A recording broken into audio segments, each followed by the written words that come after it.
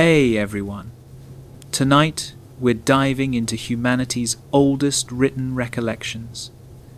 These texts were etched into clay tablets millennia before the pyramids emerged from Egypt's sands, before the Sphinx gazed across the desert expanse, before any of the things we commonly link with ancient civilization had even started. These writings capture humanity's earliest efforts to document their grasp of existence, their position in the universe, and the powers that influence their reality. Before getting comfortable, please consider liking this video and subscribing, though only if you truly appreciate the journey we're sharing. Drop a comment letting me know your location and the current time where you are. It's always intriguing to connect with viewers around the world. All of us attracted to these same ancient enigmas, thousands of miles apart, yet bound together by our fascination with our origins and what ancient peoples understood. Now, lower the lights, perhaps switch on a fan for that gentle ambient sound, and let's settle into tonight's exploration together. We're about to examine what Sumerian writings genuinely disclose about the era preceding the Anunnaki story that gained traction. Before contemporary interpretations and ancient astronaut theories emerged, before everything got obscured by conjecture and hopeful imagination, before Zecharia Sitchin and the History Channel instructed us what to think regarding ancient deities from the cosmos. The clay tablets communicate for themselves, and tonight we're hearing what they express in their authentic voice through their own symbols, without modern agendas or sensational interpretations filtering the message. The narrative doesn't begin with deities descending from the heavens in shining spacecraft, not with genetic experiments or gold extraction operations, not with any of the striking imagery that has captivated popular fascination in recent decades, but with something much more primal, much more fundamental to human existence. The Sumerian writings describe an era before time itself was adequately established. A moment when existence itself was still discovering its form, still crystallizing from pure potential into something identifiable as reality.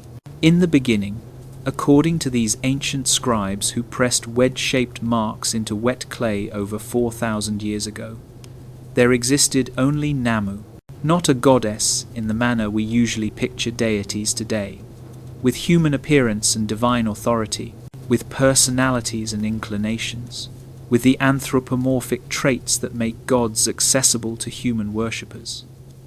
But something more fundamental, more elemental, more abstract. Namu was the primordial sea, the cosmic ocean, the boundless waters that existed before creation itself held meaning. She wasn't water as we comprehend it, not the liquid flowing in rivers or filling our vessels, but water as pure potential, water as the substance of possibility, water as the matrix from which all existence would ultimately emerge. The Sumerians, living in southern Mesopotamia, settled on the flat alluvial plains between the Tigris and Euphrates rivers, had an intimate connection with water that modern city inhabitants can scarcely grasp. Their entire existence relied upon the yearly flooding of these great rivers, which carried rich silt down from the mountains and spread it across the plains, generating the fertile soil that enabled agriculture in an otherwise harsh and unforgiving landscape. Water represented life to the Sumerians in the most literal sense conceivable. When the rivers flooded at the proper time and to the proper degree, the harvest would be plentiful, the cities would flourish, and life would persist. When the floods arrived too soon or too late, too abundant or too scarce, famine loomed, cities struggled, and survival grew uncertain. So when these ancient people contemplated the origins of existence itself, when they looked beyond the founding of their cities and the establishment of their civilization to envision what preceded everything, they naturally turned to water as the primal element, the substance from which everything emerged, the creative force that enabled life. Imagine absolute emptiness, but not the emptiness of space as we know it today, with our telescopes and satellites and scientific instruments that can detect the faint radiation remaining from the Big Bang. Imagine instead the emptiness that exists before space itself, before dimensions, before up and down and left and right hold any significance. This was the void that the Sumerians attempted to describe when they spoke of Namu, a nothingness that was simultaneously everything, a cosmic sea containing all potential but manifesting nothing, waiting in timeless suspension for the moment when creation would commence. Namu existed alone in this primordial state, according to the texts preserved in temples and later copied by generations of scribes who understood themselves to be transmitting sacred knowledge, protecting divine wisdom from the erosions of time. She was a self-generating force of creation, a deity who required no partner, no consort, no divine marriage to bring forth the universe.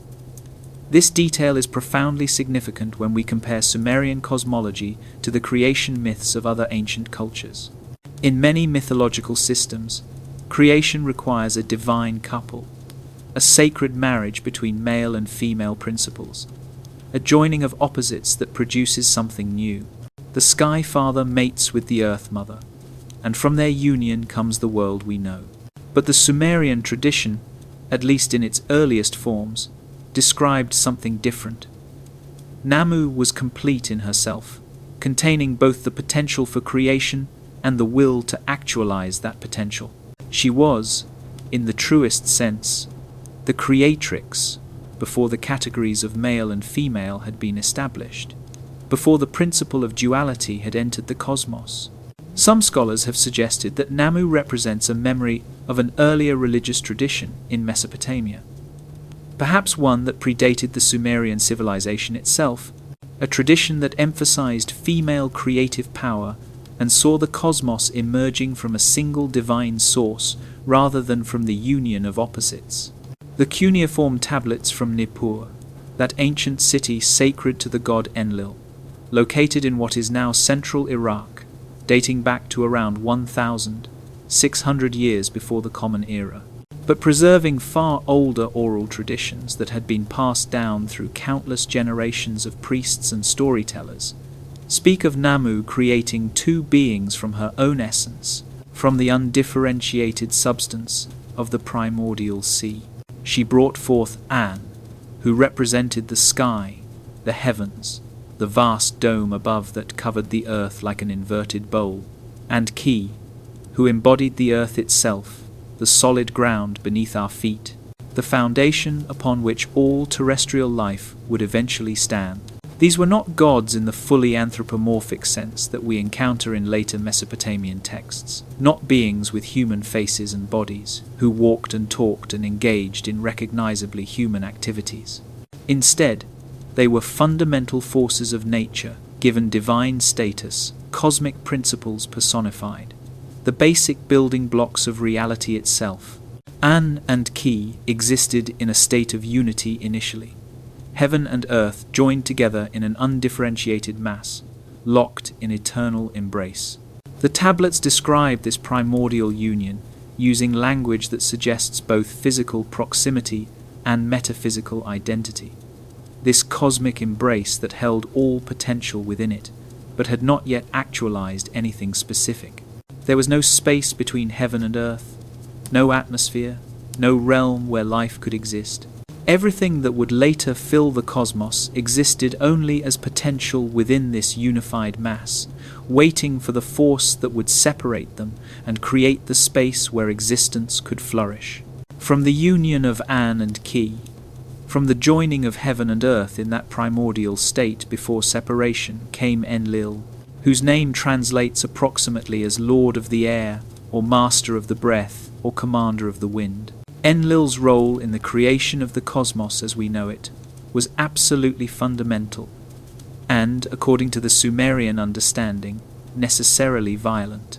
Creation could not proceed through gentle evolution or gradual development. It required a rupture, a breaking apart, a forceful separation of what had been unified. Enlil thrust the sky upward, pushing An away from Ki, and in doing so created the space between them, the air, the atmosphere, the realm where weather happens and birds fly and humans breathe. This act of separation was the true beginning of the ordered cosmos. The moment when potential became actual, when the undifferentiated unity of the primordial state gave way to the multiplicity and diversity of creation, and carried away the heavens, rising upward to establish his domain in the celestial realm far above the earth, while Enlil claimed the earth below, or more precisely, claimed the air between earth and sky as his particular domain, the space where wind and storm and breath itself originated. The space between them, this newly created gap, this atmosphere that had not existed before Enlil's violent intervention, became his kingdom, the realm he would rule over and protect. This three-tiered structure of heaven, earth, and the air between them formed the basic cosmological framework of Sumerian thought, the fundamental architecture of reality as they understood it. It was a simple model in some respects, lacking the complexity of later Greek or Indian cosmologies with their multiple heavens and elaborate celestial hierarchies. But it captured something essential about the observable world. There was the sky above, unreachable, home to the sun and moon and stars that govern time and seasons. There was the earth below, the realm of human activity and agricultural labor, where civilization built its cities and temples. And there was the air between, invisible but absolutely essential, the medium through which rain fell and seeds traveled and breath moved. But these texts, when we examine them closely with attention to their nuances and implications, reveal something absolutely fascinating about the Sumerian understanding of time and creation. Before Enlil's act of separation, before the establishment of this ordered cosmos with its clear divisions and defined realms, there was a period of existence that the Sumerians themselves struggled to describe in their texts, a period for which they lacked adequate vocabulary or conceptual frameworks. The tablets speak of a time when only water existed, when the boundaries between salt water and fresh water had not yet been established, when the cosmic ocean was undifferentiated and all-encompassing, without division into the rivers that flowed from the mountains and the sea that received them. In later Babylonian texts, particularly the famous Enuma Elish that was composed perhaps 1,000 years after the earliest Sumerian creation narratives, this primordial water is personified as two distinct beings rather than one. Apsu, whose name refers to the fresh water that flows underground and emerges in springs and wells, represented the sweet subterranean waters, while Tiamat, whose name is etymologically related to the Hebrew word for the deep, and whose character grows increasingly monstrous in later traditions, embodied the salt water of the sea, the vast ocean that surrounded the known world. Their mingling, the mixing of fresh and salt water, produced the first generation of gods in the Babylonian tradition. But in the older Sumerian tradition that predates these Babylonian elaborations and theological developments, Namu preceded even this division between fresh and salt water, between Apsu and Tiamat. She was the totality of the primordial waters before any distinction had been made, before the categories that would structure later cosmological thinking had been established. This suggests that the Sumerian creation mythology, at least in its earliest forms, was more monistic than the later Babylonian versions, seeing ultimate reality as emerging from a single source rather than from the interaction of dualistic principles. Archaeological evidence from excavations conducted over the past century and a half supports the profound antiquity of these beliefs and their connection to real geographical locations in ancient Mesopotamia. The city of Eridu, located in southern Iraq, near what was once the shoreline of the Persian Gulf, but which is now many miles inland due to millennia of sediment deposition by the rivers, was considered by the Sumerians themselves to be the oldest city in the world, the first place where kingship descended from heaven, the birthplace of civilization itself. Modern excavations conducted by Iraqi and international teams of archaeologists have confirmed that Eridu indeed represents one of the earliest urban settlements in human history, with occupation levels dating back to approximately 5,400 years before the Common Era, making it contemporary with, or even slightly older than the famous site of Uruk to the north. The patron deity of Eridu was Enki, also known by the Akkadian name Ea in later Semitic-speaking periods of Mesopotamian history. The god of wisdom, of fresh water that flowed beneath the earth and emerged in springs, of creation and crafts, and magical knowledge, Enki occupied a special place in the Sumerian pantheon, often portrayed as cleverer than the other gods, more willing to help humanity, less bound by the rigid hierarchies and protocols that governed divine society. He was a trickster in some respects, a subversive force who worked around the decrees of more powerful but less imaginative gods to achieve what he believed to be just or necessary outcomes.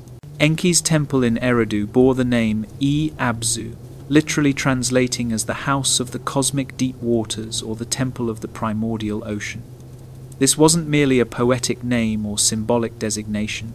The temple was believed to be built upon the very spot where the primordial waters of the Abzu first emerged into the terrestrial world, where the boundary between the cosmic ocean that existed beneath all land and the realm of human habitation was thinnest and most permeable.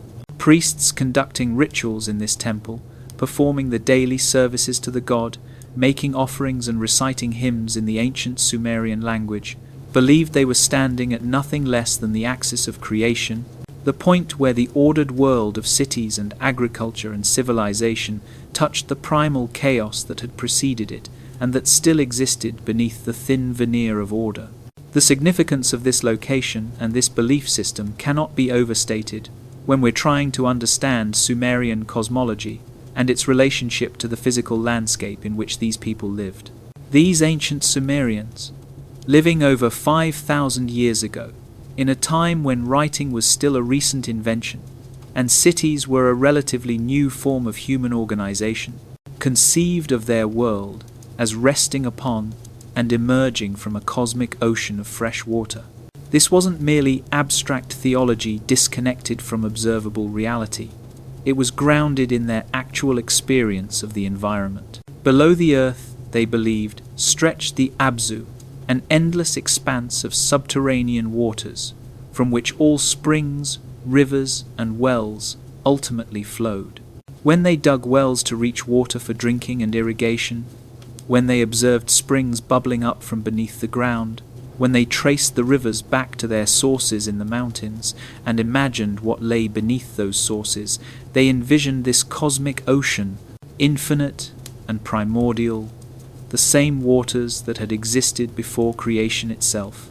This wasn't merely poetic metaphor or symbolic thinking, though it certainly had those dimensions. The Mesopotamian plain is characterized by a remarkably high water table, and the Sumerians observed through direct experience that when they dug deep enough anywhere in their territory, they invariably found water. From this observation, from this consistent empirical experience repeated countless times across generations, they constructed a cosmology in which the entire world floated upon or was surrounded by primordial waters, in which the dry land of Earth was essentially an island or a bubble in an infinite ocean. The sky above was conceived as a solid dome, perhaps made of some crystalline substance, arching over the earth and keeping the waters above from falling down and drowning the world. Below the earth were the waters of the Abzu, held back by the solid foundation of the world, but always present, always threatening to break through if the cosmic order failed. This cosmological model made profound sense given the Sumerian experience of floods, particularly the catastrophic inundations that could occur when the Tigris and Euphrates rivers overflowed their banks simultaneously, transforming the flat plains into an inland sea. During such floods, which are well documented in ancient texts and can be traced in archaeological layers at multiple Mesopotamian sites, the world quite literally returned to a watery state, with only the raised tells where cities stood remaining above the floodwaters. The Sumerian flood myth, which we'll examine in detail later, preserved the memory of such catastrophic events, elevated to cosmic and theological significance. The texts preserved in the electronic text corpus of Sumerian literature, a magnificent resource created by scholars at Oxford University that makes thousands of Sumerian compositions available in English translation for anyone to read and study. provide remarkably detailed descriptions of this early cosmic order and the generations of gods who populated it. They speak of a time when the gods themselves were born into this newly ordered world, when the divine pantheon began to take shape through a process of divine births and sexual unions, when the empty spaces created by Enlil's separation of heaven and earth began to be filled with divine inhabitants, each with their own domains and responsibilities. But here's where the timeline becomes absolutely crucial for understanding what came before the Anunnaki narrative as it's understood in modern popular culture. The Anunnaki, according to the actual Sumerian texts, when we read them carefully in their original language or in responsible scholarly translations, were not the first gods by any stretch of the imagination. They were not even the second generation of deities. They appear relatively late in the divine genealogy, as offspring of already established gods, members of the third or fourth generation, depending on how we count the generations starting from Namu. The word Anunnaki itself, contrary to the popular modern interpretations promoted by ancient astronaut theorists and their many followers, does not mean those who came down from heaven to earth, or those who from heaven came. This translation, which has become almost canonical in pseudo-archaeological circles, is simply incorrect. It represents either a misunderstanding of Sumerian grammar and etymology, or a deliberate mistranslation designed to support a predetermined conclusion about ancient astronauts. The term Anunnaki actually derives from Sumerian elements that translate more accurately as princely blood, seed of An, or offspring of the prince, referring to their status as descendants of An, the sky god whose name means heaven itself. Every reputable Sumerian dictionary, every scholarly analysis of the term, every expert who has devoted their career to understanding this ancient language confirms this etymological derivation. The Anunnaki were understood in Sumerian texts as a group of deities, powerful gods certainly, but gods who emerged from the cosmological framework that already existed, who were born into a divine hierarchy that predated them by at least 2 generations. They were the children and grandchildren of the primordial deities, not the primordial deities themselves. Samuel Noah Kramer, one of the pioneering giants of Sumerian studies, who devoted his entire career to translating and interpreting Sumerian texts, who published countless articles and books making Sumerian literature accessible to scholars and general readers alike, identified the Anunnaki as belonging to a specific category within the broader and more complex Sumerian pantheon. They were associated particularly with judgments of the dead, with the dark realm of the underworld where all mortals eventually travelled, and with the determination of fate and destiny.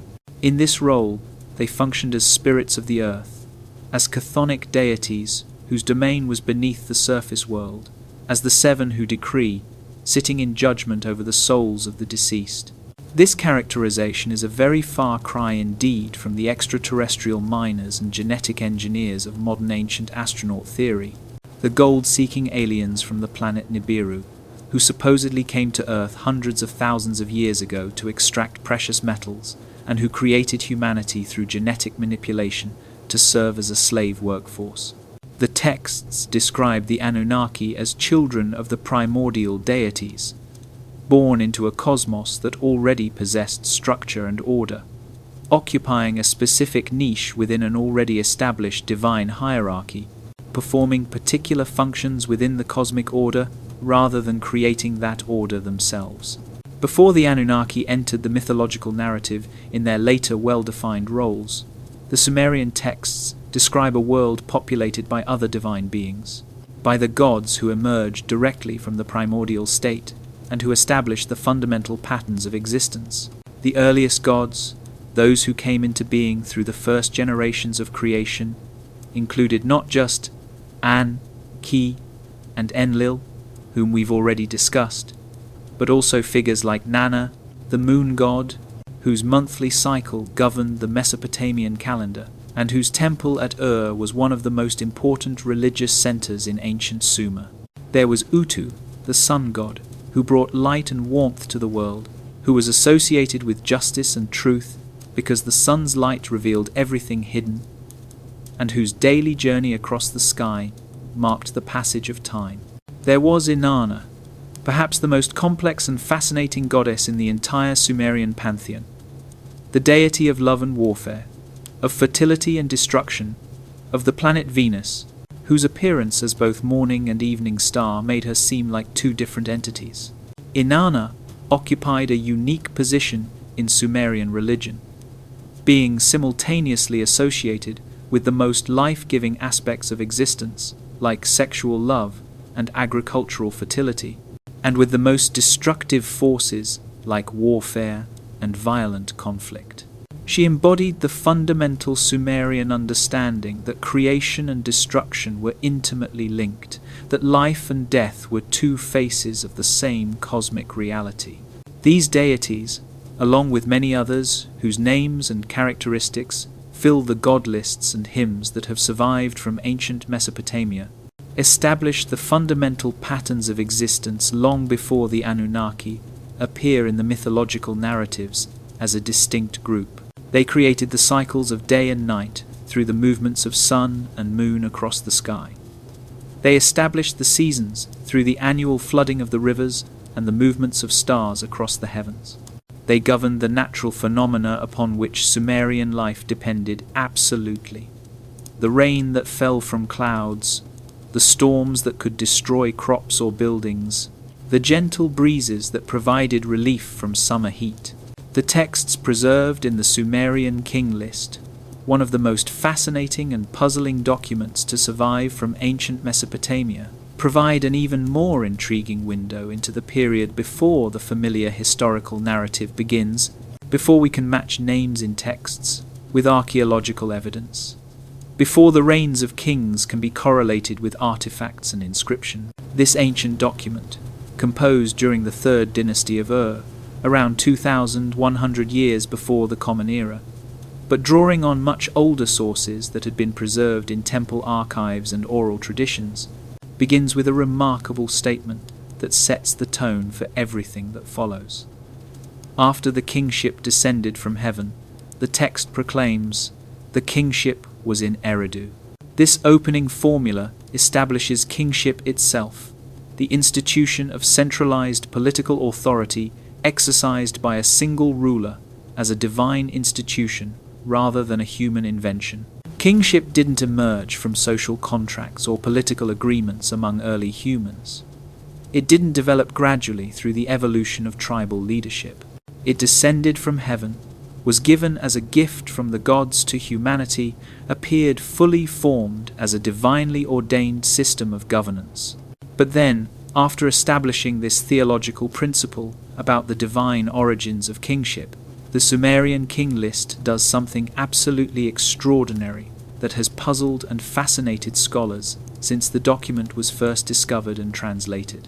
It names 8 kings who ruled before the Great Flood, antediluvian rulers whose reigns stretched across seemingly impossible spans of time that dwarf even the exaggerated chronologies we find in other ancient king lists.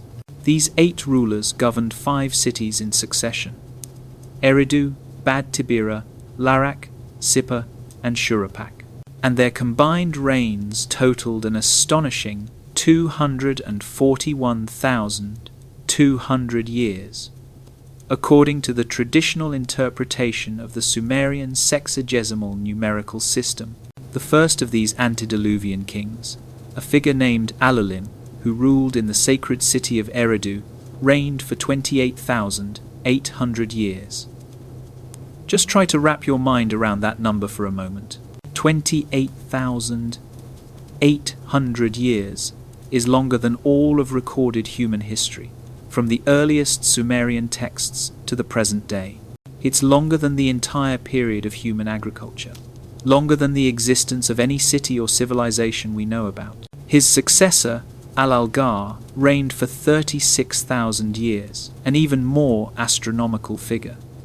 The third king, Enmenlu-Ana, ruled for 43,200 years.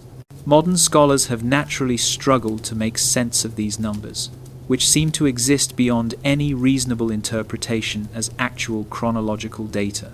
Some have suggested they should be understood symbolically rather than literally, that they represent qualities or achievements rather than years, that they encode theological or cosmological information in numerical form.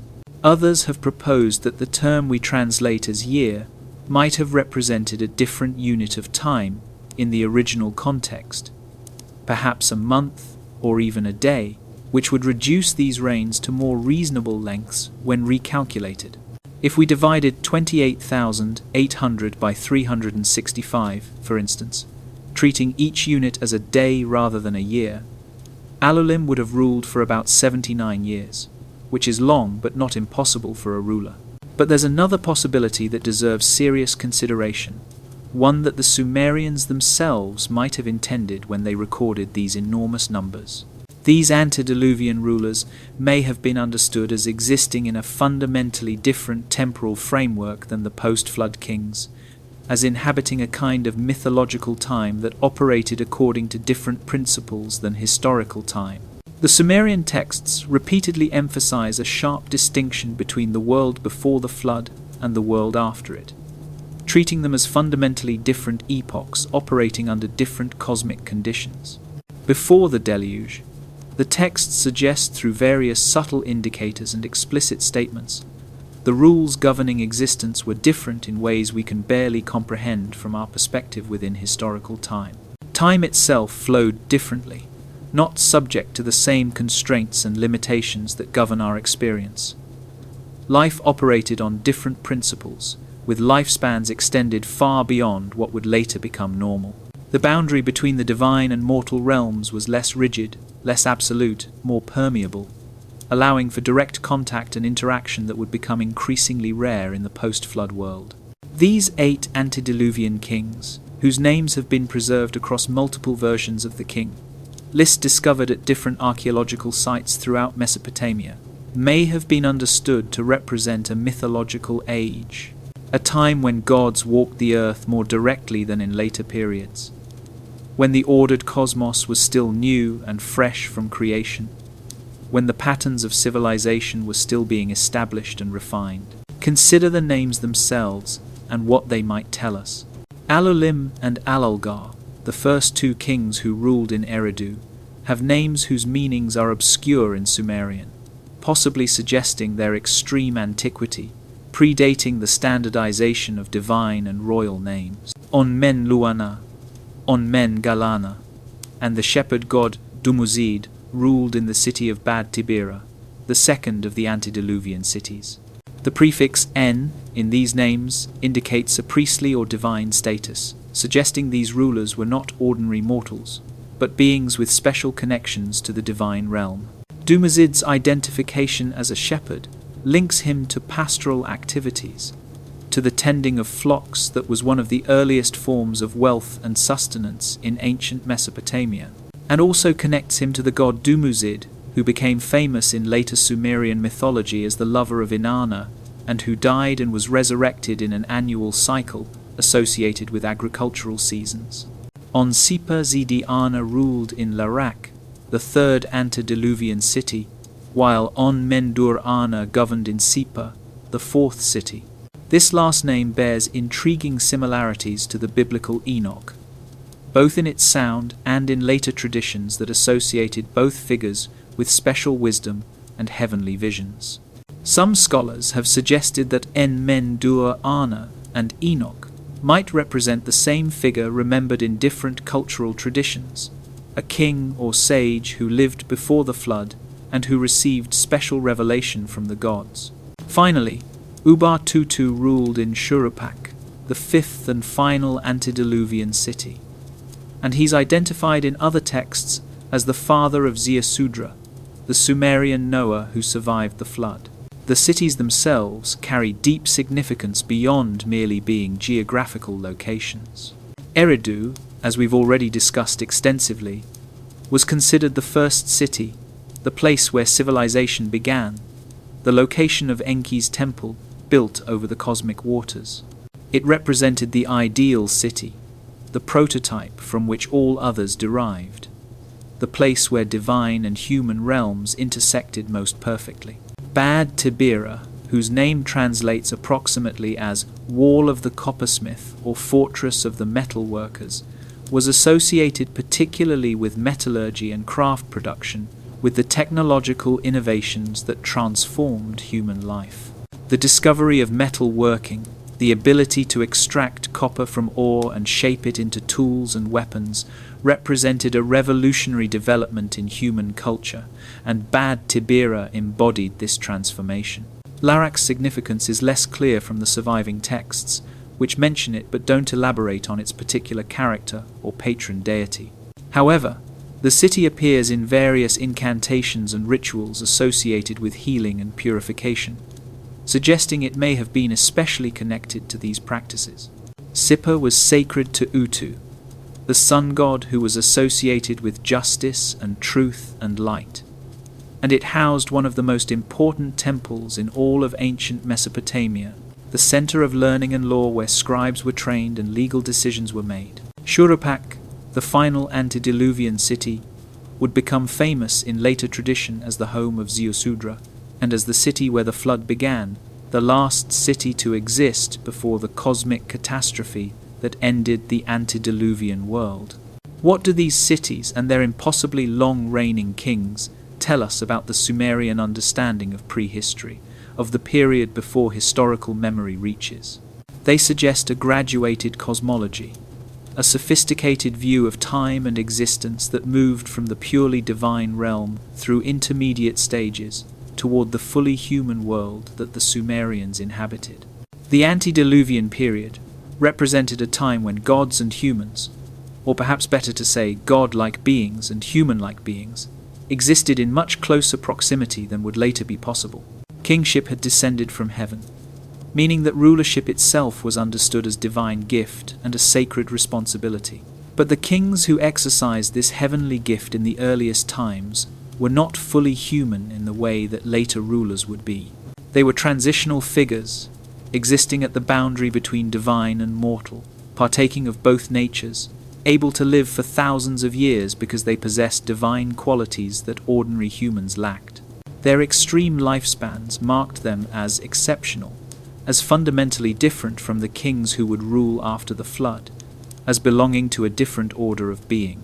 This is mythological thinking in its purest form, using chronology and genealogy to express theological and cosmological ideas, to trace the gradual movement from the divine to the human, from the eternal to the temporal, from myth to history.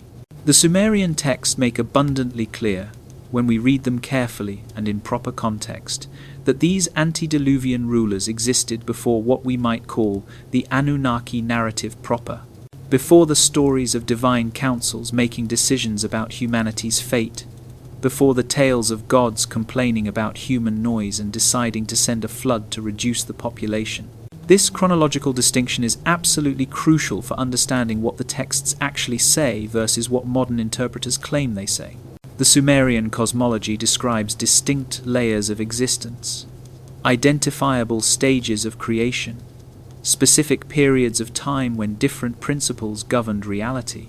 The electronic text corpus of Sumerian literature preserves a composition called Enki and Ninmah that provides crucial detailed information about the creation of humanity itself, information that predates and provides essential context for any later stories about the Anunnaki's involvement with human beings. This remarkable text describes a time when the gods, specifically the lesser or junior gods who occupied the lower ranks of the divine hierarchy, were burdened with the back-breaking work of creation and cosmic maintenance. They dug canals to channel water for irrigation. They piled up silt to create the foundations for temples and cities. They crushed clay to make bricks for building, and they complained bitterly about their toil, about the endless labor that left them exhausted and miserable. In those days, in the days when heaven and earth were created, the text begins with a formula establishing the deep antiquity of the events it describes. In those nights, in the nights when heaven and earth were created, in those years, in the years when the fates were determined, when the Anunna gods were born, when the goddesses were taken in marriage, when the goddesses were distributed in heaven and earth. This opening situates the story at the very beginning of cosmic time, immediately after the basic structure of reality had been established, but before the world had taken its final form. The senior gods, the great deities like An and Enlil, who held supreme positions in the divine hierarchy, oversaw the work, while the minor gods bore the actual toil, performing the physical labor that the cosmic order required. This divine hierarchy, with its stark division between the gods who commanded and the gods who labored, existed before humanity entered the picture, before humans had been created to serve any purpose whatsoever. The text tells us that Enki, the god of wisdom and fresh water, lay sleeping in the deep waters of the Abzu, in the subterranean cosmic ocean that was his special domain, completely unaware of the complaints and suffering of the laboring gods. His mother, Namu, that primordial deity who had existed before creation itself, gathered the tears of these suffering divine beings, collected their complaints and their anguish, and brought them to her son, rousing him from his sleep in the depths, to address this problem that threatened to disrupt the cosmic order. "Can you really lie there sleeping?" she asked him, "while the gods groan under their labor, while their tears fall uncollected, while cosmic order teeters on the edge of revolt?" Enki's solution to this divine labor crisis was both ingenious and fateful. He proposed creating a substitute workforce, beings who would relieve the gods of their back-breaking labor, who would take over the agricultural and construction work that was necessary to maintain the cosmos, but that the gods found so burdensome. Working in collaboration with Namu and with the birth goddess Ninmah, also known by the names Ninhursag and Nintu in different contexts and periods, Enki fashioned the first humans from clay taken from the top of the Abzu, from the primordial waters themselves, from the same cosmic substance that had existed before creation. This detail about clay coming from the Abzu is profoundly significant for understanding what the Sumerians believed about human nature and human origins. Humanity, according to this creation account, was formed from the most primal substance available, from clay infused with the essence of the cosmic waters that predated all ordered existence. We were not made from some lesser or degraded material, not assembled from the corpses of defeated demons, as in some other ancient Near Eastern creation myths, but crafted from the same primordial stuff that the gods themselves had emerged from. The birth goddesses, divine midwives skilled in the creation of life, nipped off portions of this sacred clay, and through a process the text describes, in somewhat obscure terms involving divine spittle and perhaps blood, human beings came into existence. This creation narrative predates and provides essential context for any later stories about the Anunnaki's role in human affairs that appear in later texts or in modern interpretations. Before the Anunnaki were described in Zecharia Sitchin's books and the ancient astronaut theory as creating humans through genetic manipulation to mine gold. Before the modern theories about slave species and DNA splicing and extraterrestrial intervention, there was this older and more authentic Sumerian tradition. Humanity was created for a specific purpose, certainly, but that purpose was agricultural labor and the maintenance of temples, not mining operations or resource extraction for alien overlords. The motivation was practical from the divine perspective, relieving the gods of work they found burdensome. But the process was sacred, involving divine collaboration, primordial materials, and the transfer of something essential from the divine realm to the mortal sphere. Humans were formed from primordial clay mixed with divine essence, making them participants in both the earthly realm of matter and form and the cosmic realm of spirit and divinity. This dual nature, neither fully natural like animals, nor fully divine like gods, would define humanity's special and often uncomfortable position in the Sumerian worldview. The text of Enki and Ninmah continues with a curious and revealing episode that demonstrates the experimental nature of this early creation, that shows the gods working through trial and error to discover the proper form and function for human beings. After successfully making functional humans who could perform the required agricultural labor, after demonstrating that this new solution to the divine labor problem actually worked, Enki and Ninmah engage in a contest, a divine competition where each tries to create beings with various deficiencies, unusual characteristics, or extreme features, challenging the other to find appropriate roles for them in society. Ninmah creates people who are blind, unable to see the work they're supposed to do. She creates people who are paralyzed, unable to move their limbs to perform labor. She creates people with various other physical impairments, each presenting a challenge to the divine plan for human utility. And Enki, demonstrating his characteristic wisdom and adaptability, finds appropriate roles for each of them in society, showing that even those who cannot perform standard agricultural labor have value and can contribute to the community in other ways. Then Enki takes his turn, creating beings with his own peculiar characteristics. Strange entities that push the boundaries of what human means, and challenges Ninmah to care for them and find their place in the cosmic order. This story, strange and perhaps even disturbing to modern sensibilities that prefer creation narratives to describe perfect divine acts producing perfect results, actually addresses profound questions about disability, purpose, social inclusion, and the place of all humans in the cosmic order, not just those who are healthy and able-bodied. It reflects a theological worldview that didn't see creation as a single perfect act that produced an ideal final form, but as an ongoing process, subject to adjustment and improvement, requiring experimentation and adaptation. It shows gods who are creative and adaptable, who learn and problem solve, who engage actively with creation rather than simply decreeing it into existence from a position of aloof omnipotence. This experimental, process-oriented approach to creation stands in stark contrast to the ancient astronaut interpretation promoted by Sitchin and his followers, which typically portrays the creation of humanity as a deliberate genetic engineering project carried out according to a predetermined plan with specific goals and parameters clearly defined from the start. The Sumerian text presents something far more nuanced and sophisticated. A divine craftsmanship that involved learning, trial and error, creative problem-solving, and ongoing refinement as the gods discovered what worked and what didn't. Another crucial Sumerian text, known to scholars as the debate between sheep and grain, provides additional context for understanding the early state of human existence before civilization reached its developed form, before the gifts that would make urban life possible had been granted to humanity.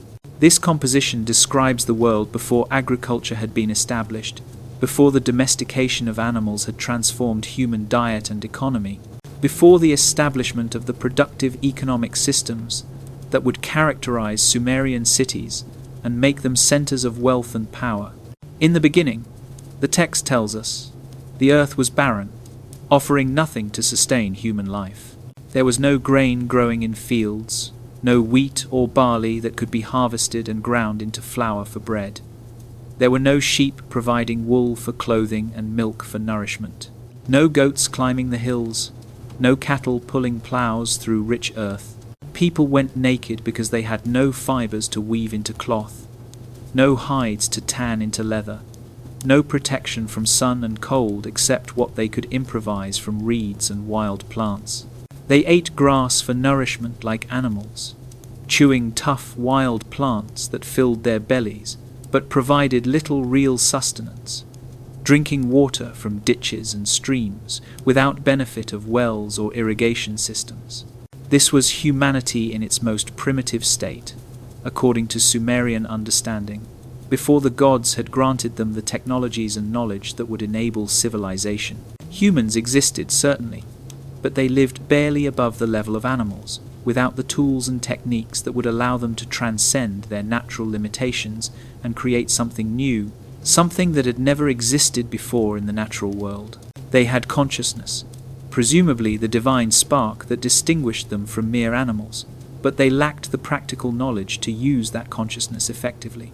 Then, according to the text, The gods Ashnan and Lahar, who personified grain and sheep respectively, were created specifically to provide sustenance for humanity, to lift humans from their primitive state and enable them to live more comfortably, more securely, more abundantly.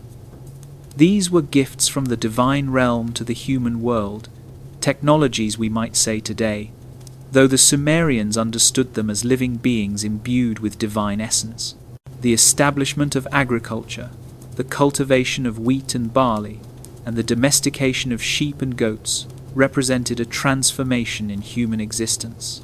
A movement from a state of bare survival, in which every day was a struggle to find enough food to sustain life, to a condition of productive culture in which surpluses could be generated, stored, redistributed, supporting specialization of labor and the growth of cities.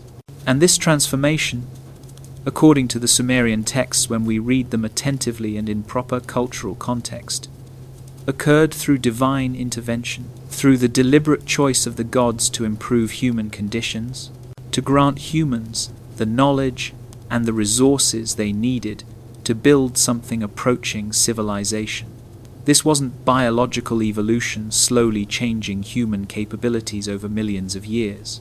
It was cultural development, the transmission of knowledge and technique from the divine realm to the mortal sphere, happening relatively quickly in cosmic time, if not in human time, transforming existence within a few generations.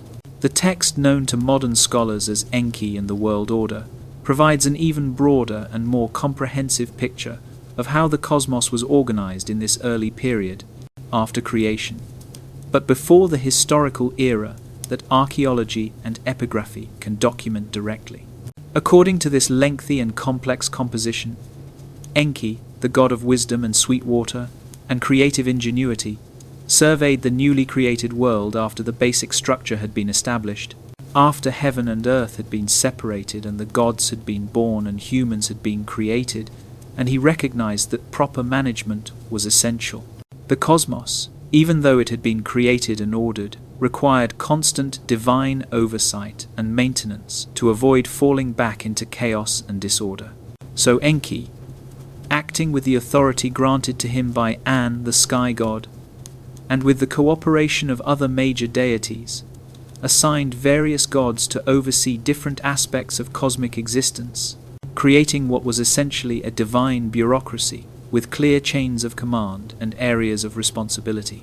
One deity was given responsibility for the sweet waters that flowed from springs and ran in rivers, ensuring that irrigation systems would function properly, that drought wouldn't destroy crops, that the life-giving water would continue to flow from the mountains down to the plains.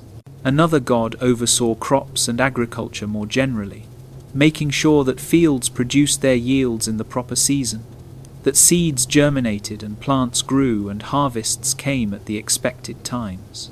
Yet another divine being managed construction and building projects, overseeing the making of bricks and the raising of walls and the construction of temples that connected earth to heaven.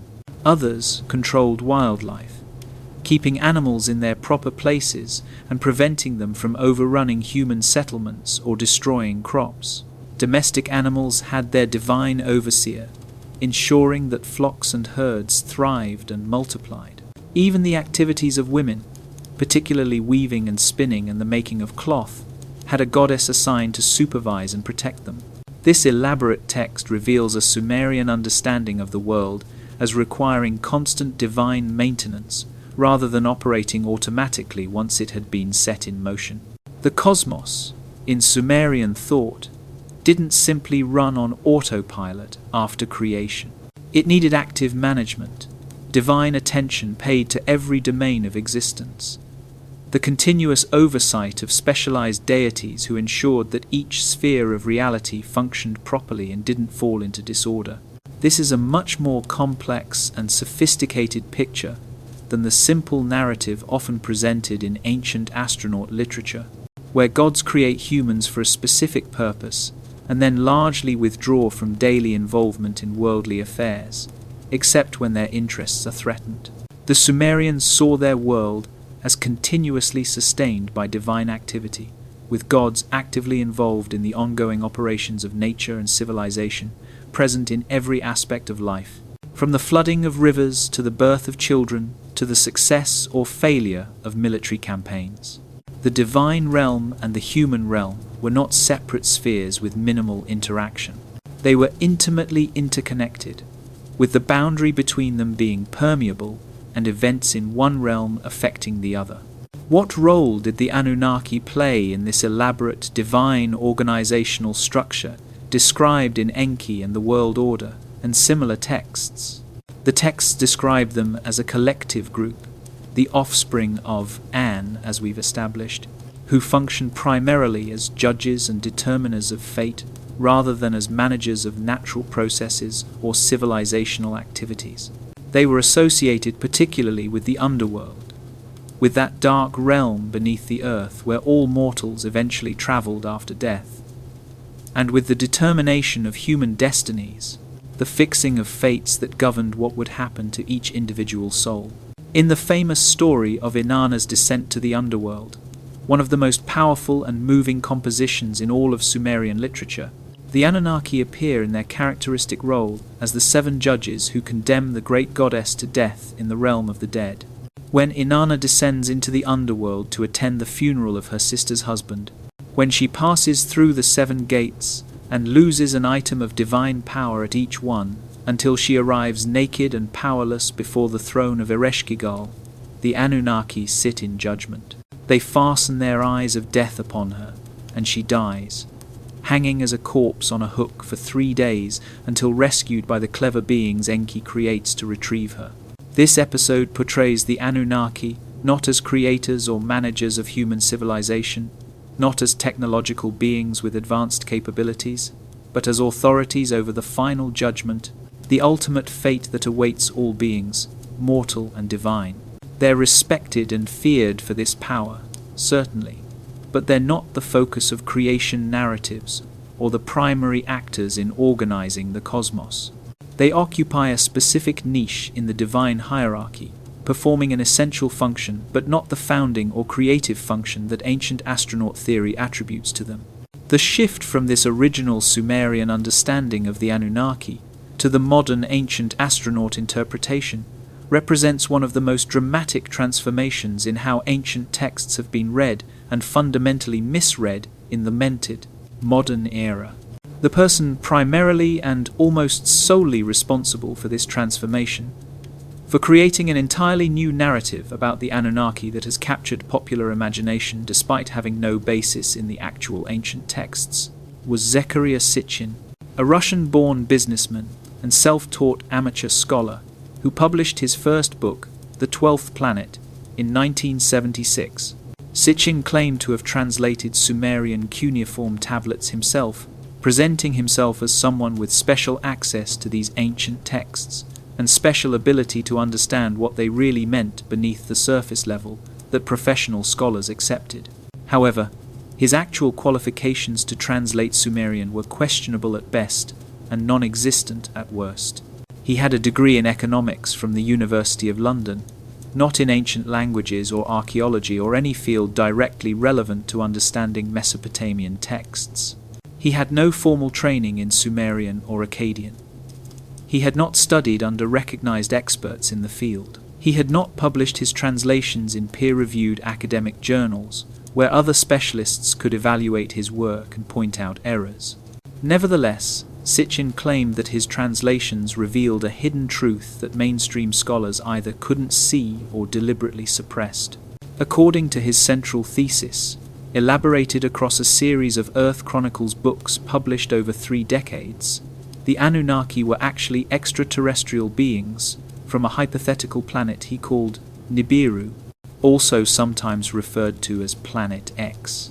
This planet, according to Sitchin, orbits our Sun in a highly elliptical path that brings it close to Earth approximately once every 3,600 years, a periodicity that Sitchin claimed was recorded in ancient astronomical texts, though he never provided clear evidence for this assertion. These alien beings, according to Sitchin's interpretation, arrived on Earth approximately 450,000 years ago, during the Middle Pleistocene epoch, when early humans were still evolving in Africa and when modern Homo sapiens did not yet exist. They came with a specific purpose that drove their entire agenda: to mine gold from Earth's crust, extracting this precious metal that they needed for some purpose related to their home planet. Sitchin suggested, though he was vague on the exact mechanism, that the Anunnaki used gold dust to repair their planet's deteriorating atmosphere, though how this would work physically or why gold specifically would be needed for atmospheric repair was never adequately explained. According to Sitchin's narrative, the Anunnaki established bases in Mesopotamia, specifically in the region where Sumerian civilization would later emerge, transforming the landscape through advanced technology, setting up mining operations in southern Africa, where gold deposits were rich and accessible, creating a network of facilities connected by sophisticated transportation systems that left no archaeological trace, but that Sitchin claimed he could detect by carefully reading the ancient texts. They built what Sitchin called a spaceport in the Sinai Peninsula, launch facilities from which they could transport mined gold back to Nibiru or to a mothership orbiting the planet. For thousands of years, according to this scenario, the Anunnaki performed this mining work themselves, laboring in hot, difficult conditions to extract gold from deep underground. But eventually, being accustomed to a more pleasant lifestyle and growing tired of backbreaking labor, they rebelled against this work. The solution to this labor crisis was the creation of human beings through genetic engineering, splicing Anunnaki DNA with that of Homo erectus, the archaic human species that existed in Africa during this period, to produce Homo sapiens as a hybrid species capable of intelligent thought and complex labor, but sufficiently inferior to the Anunnaki that they would accept servitude. This is a compelling narrative in many ways, certainly more dramatic than scholarly interpretations of ancient creation myths. It offers a grand cosmic drama, technologically advanced aliens manipulating human evolution, ancient astronauts shaping civilization from its earliest moments. It suggests that humanity's achievements are less impressive than we think, because we owe our very existence and our civilizational capabilities to alien intervention, rather than our own ingenuity and effort. It implies that we are not alone in the universe, that intelligent extraterrestrial life not only exists, but has directly influenced human development, leaving traces in our oldest texts if we know how to read them correctly. But here's the fundamental problem that demolishes this entire edifice of interpretation. Sitchin's translations and readings of Sumerian texts have been thoroughly and comprehensively debunked by actual Assyriologists and Sumerologists, scholars who have devoted their careers to learning these ancient languages, who have studied under recognized experts, who have published their work in peer-reviewed venues, where other specialists evaluate their methodologies and conclusions. Let's examine some of the specific issues with Sitchin's work and the ancient astronaut theory more broadly, because these issues completely undermine the credibility of the claims. First, and most fundamentally, the translation of Anunnaki itself that forms the cornerstone of Sitchin's entire interpretation. Sitchin claimed this word meant those who from heaven to earth came, suggesting extraterrestrial origins, beings who traveled from another world to our planet. But this translation is simply and demonstrably wrong. Every reputable Sumerian dictionary, from the comprehensive multi-volume Chicago Assyrian Dictionary to specialized lexicons of Sumerian terms, defines Anunnaki as deriving from elements meaning princely seed, offspring of An, or something closely equivalent. The term refers to their status as descendants of An, the sky god, born into the cosmos through natural divine reproduction, rather than arriving from outside it. This isn't a matter of scholarly interpretation or theoretical framework. It's basic linguistics, straightforward etymology, that any competent student of Sumerian could verify by consulting standard reference works. Sitchin either fundamentally misunderstood how Sumerian grammar and word formation work, or he deliberately mistranslated the term to to support his predetermined conclusion about ancient astronauts. Second, the claim about gold mining that serves as the central motivation for the Anunnaki's presence on Earth in Sitchin's narrative. According to Sitchin, the Sumerian texts describe the Anunnaki coming to Earth specifically to mine gold, engaging in extensive mining operations that required the creation of human workers to perform the backbreaking labor. However, when we search the actual Sumerian corpus, when we examine the thousands of texts available in the electronic text corpus of Sumerian literature and in published collections of Sumerian compositions, we find absolutely no references to gods mining gold. Zero. None. The word gold appears in Sumerian texts, certainly, as it does in texts from any culture that knew and valued this precious metal, but always in contexts related to temple decoration, royal treasuries, divine statues, offerings to the gods, not to mining operations conducted by the gods themselves. Sitchin never provided a specific textual citation, never pointed to a particular line in a particular tablet that describes gods engaged in mining precious metals. He mentioned titles and phrases like Bel Imiki, which he translated as Lord of Mining and claimed was a title of Anu or Enki. But there is absolutely no justification for this translation anywhere in Sumerian or Akkadian lexicography. Scholars who actually read these languages confirm that Sitchin appears to have simply invented this title, or so grossly mistranslated an actual phrase that it bears no relationship to what the text actually says. This pattern of fabrication or extreme mistranslation repeats throughout his work, taking real Sumerian terms and concepts and twisting them beyond recognition to fit a predetermined narrative about ancient astronauts. Third, the interpretation of Sumerian art and iconography that Sitchin and his followers have used to support the ancient astronaut theory.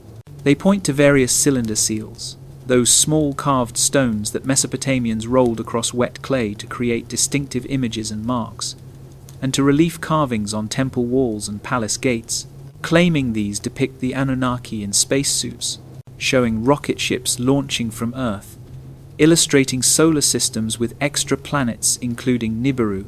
But actual archaeologists and art historians who have devoted their careers to studying Mesopotamian visual culture, who understand the symbolic language and iconographic conventions of ancient Near Eastern art, identify these images very differently and more accurately.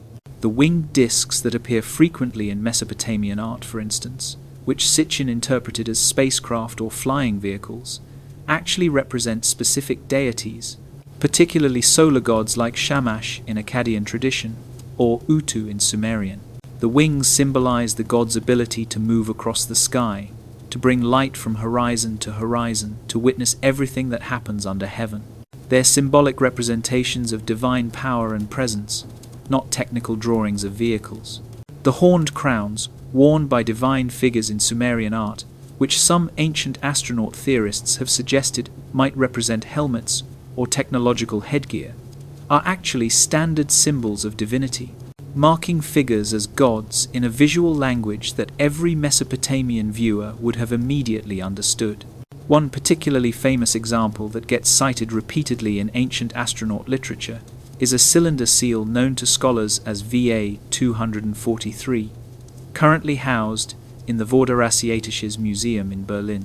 Sitchin interpreted this seal as showing our solar system with all known planets, plus an additional large planet, Nibiru, depicted between Jupiter and Mars.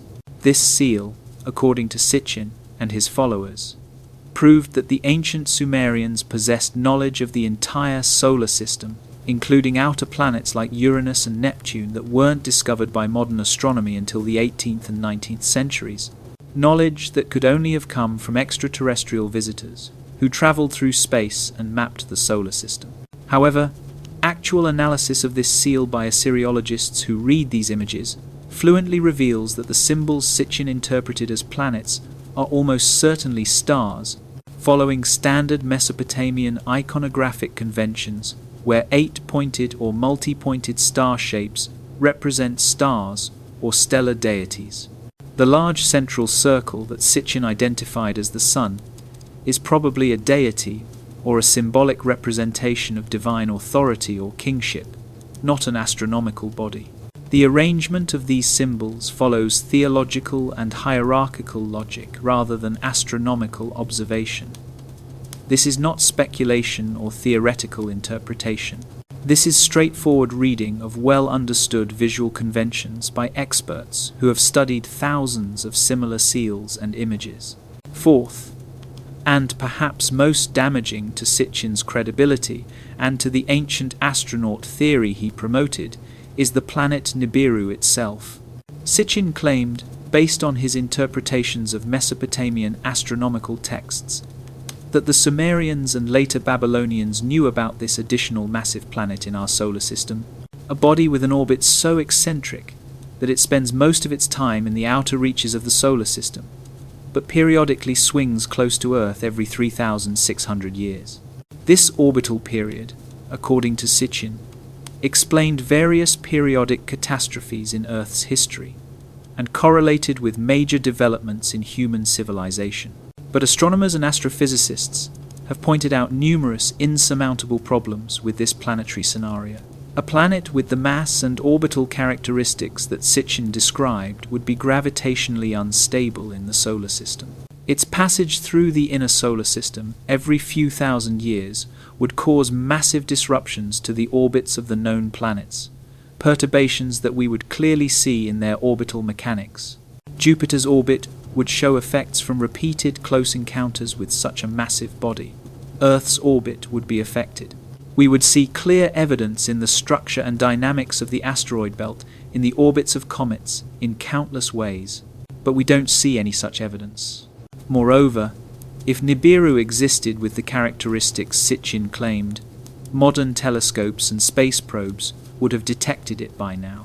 We've surveyed the sky extensively using instruments far more powerful than anything available when Sitchin was writing in the 1970 seconds and 80 seconds. We've identified countless distant objects in our solar system, including dwarf planets like Eris and Makemake in the Kuiper Belt. Far beyond Pluto, objects much smaller and more distant than Nibiru would be during most of its orbit.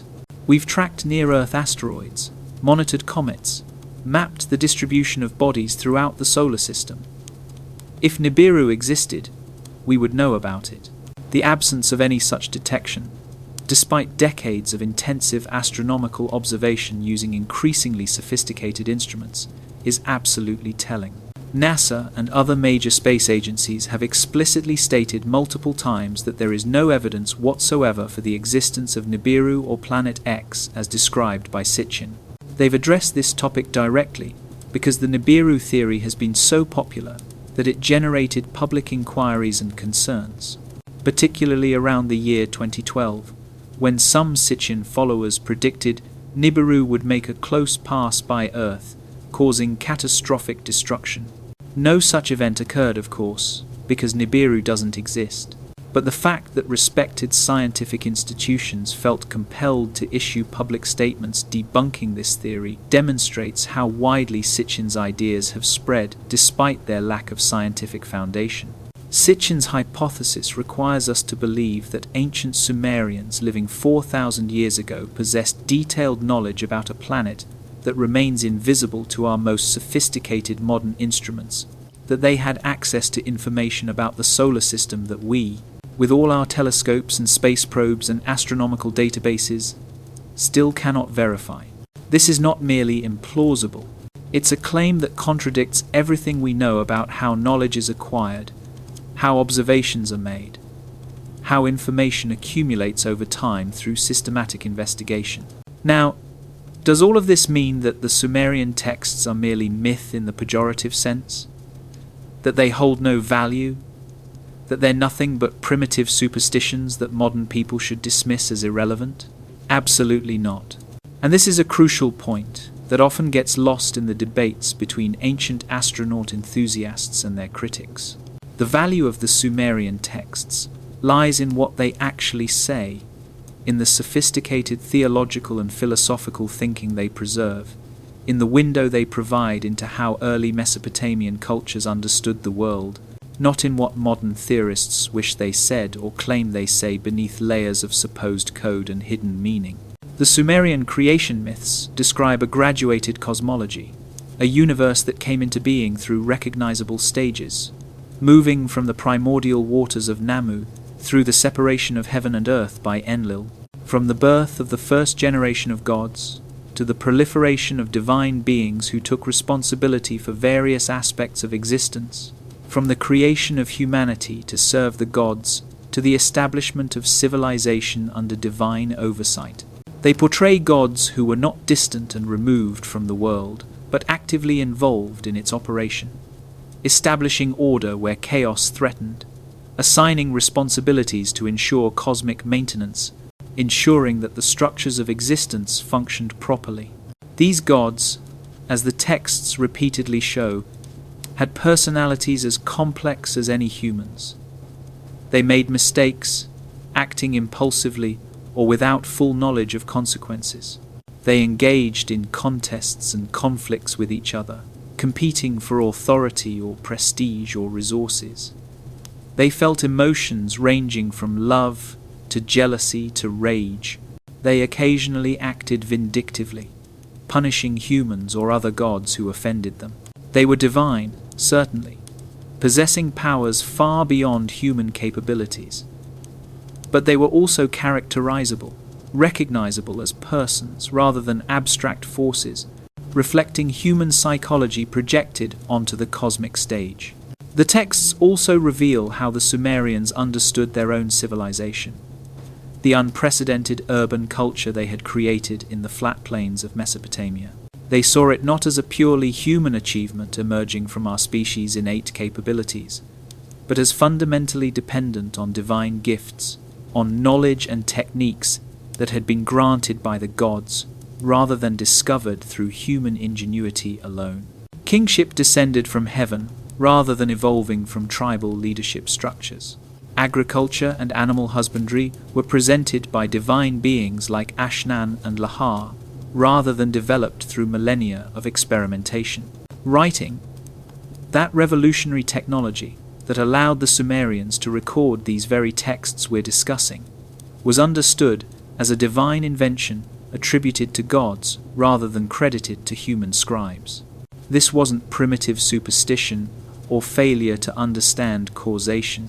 It was a sophisticated theological framework for understanding the origins of civilization and acknowledging that civilizational development depended on accumulated knowledge passed down through generations, on techniques that had to be learned and refined, on cultural inheritance that each generation received from those who came before.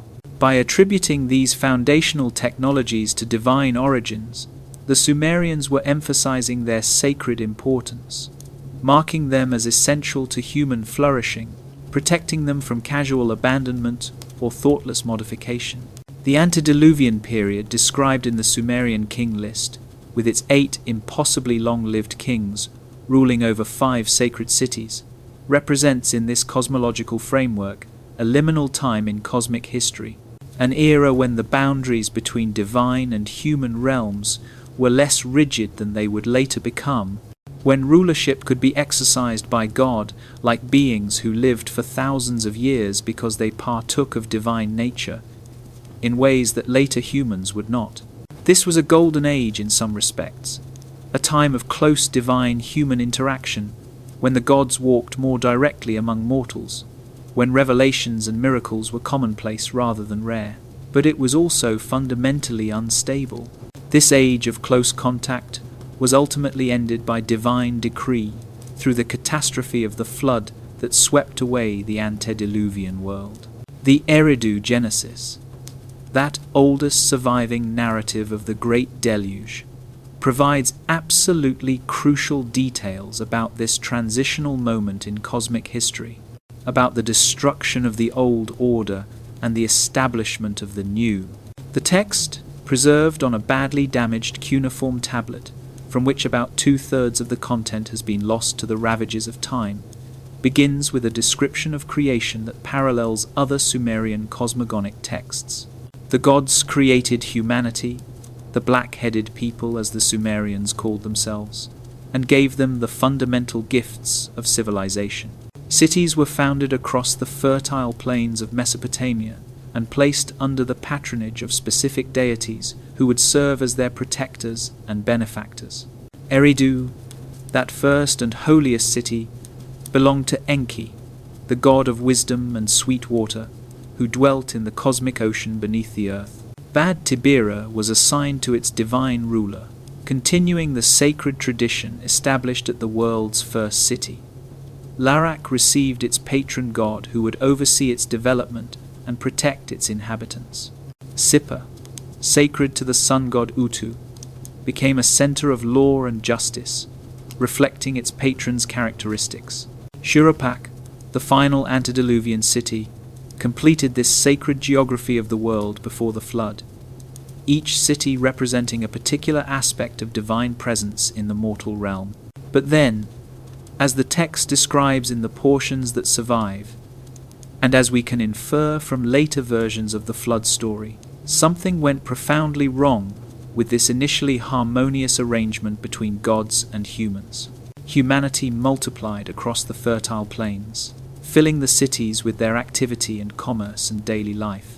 They prospered under divine protection, engaging in all the activities of civilization, building and farming and trading and reproducing.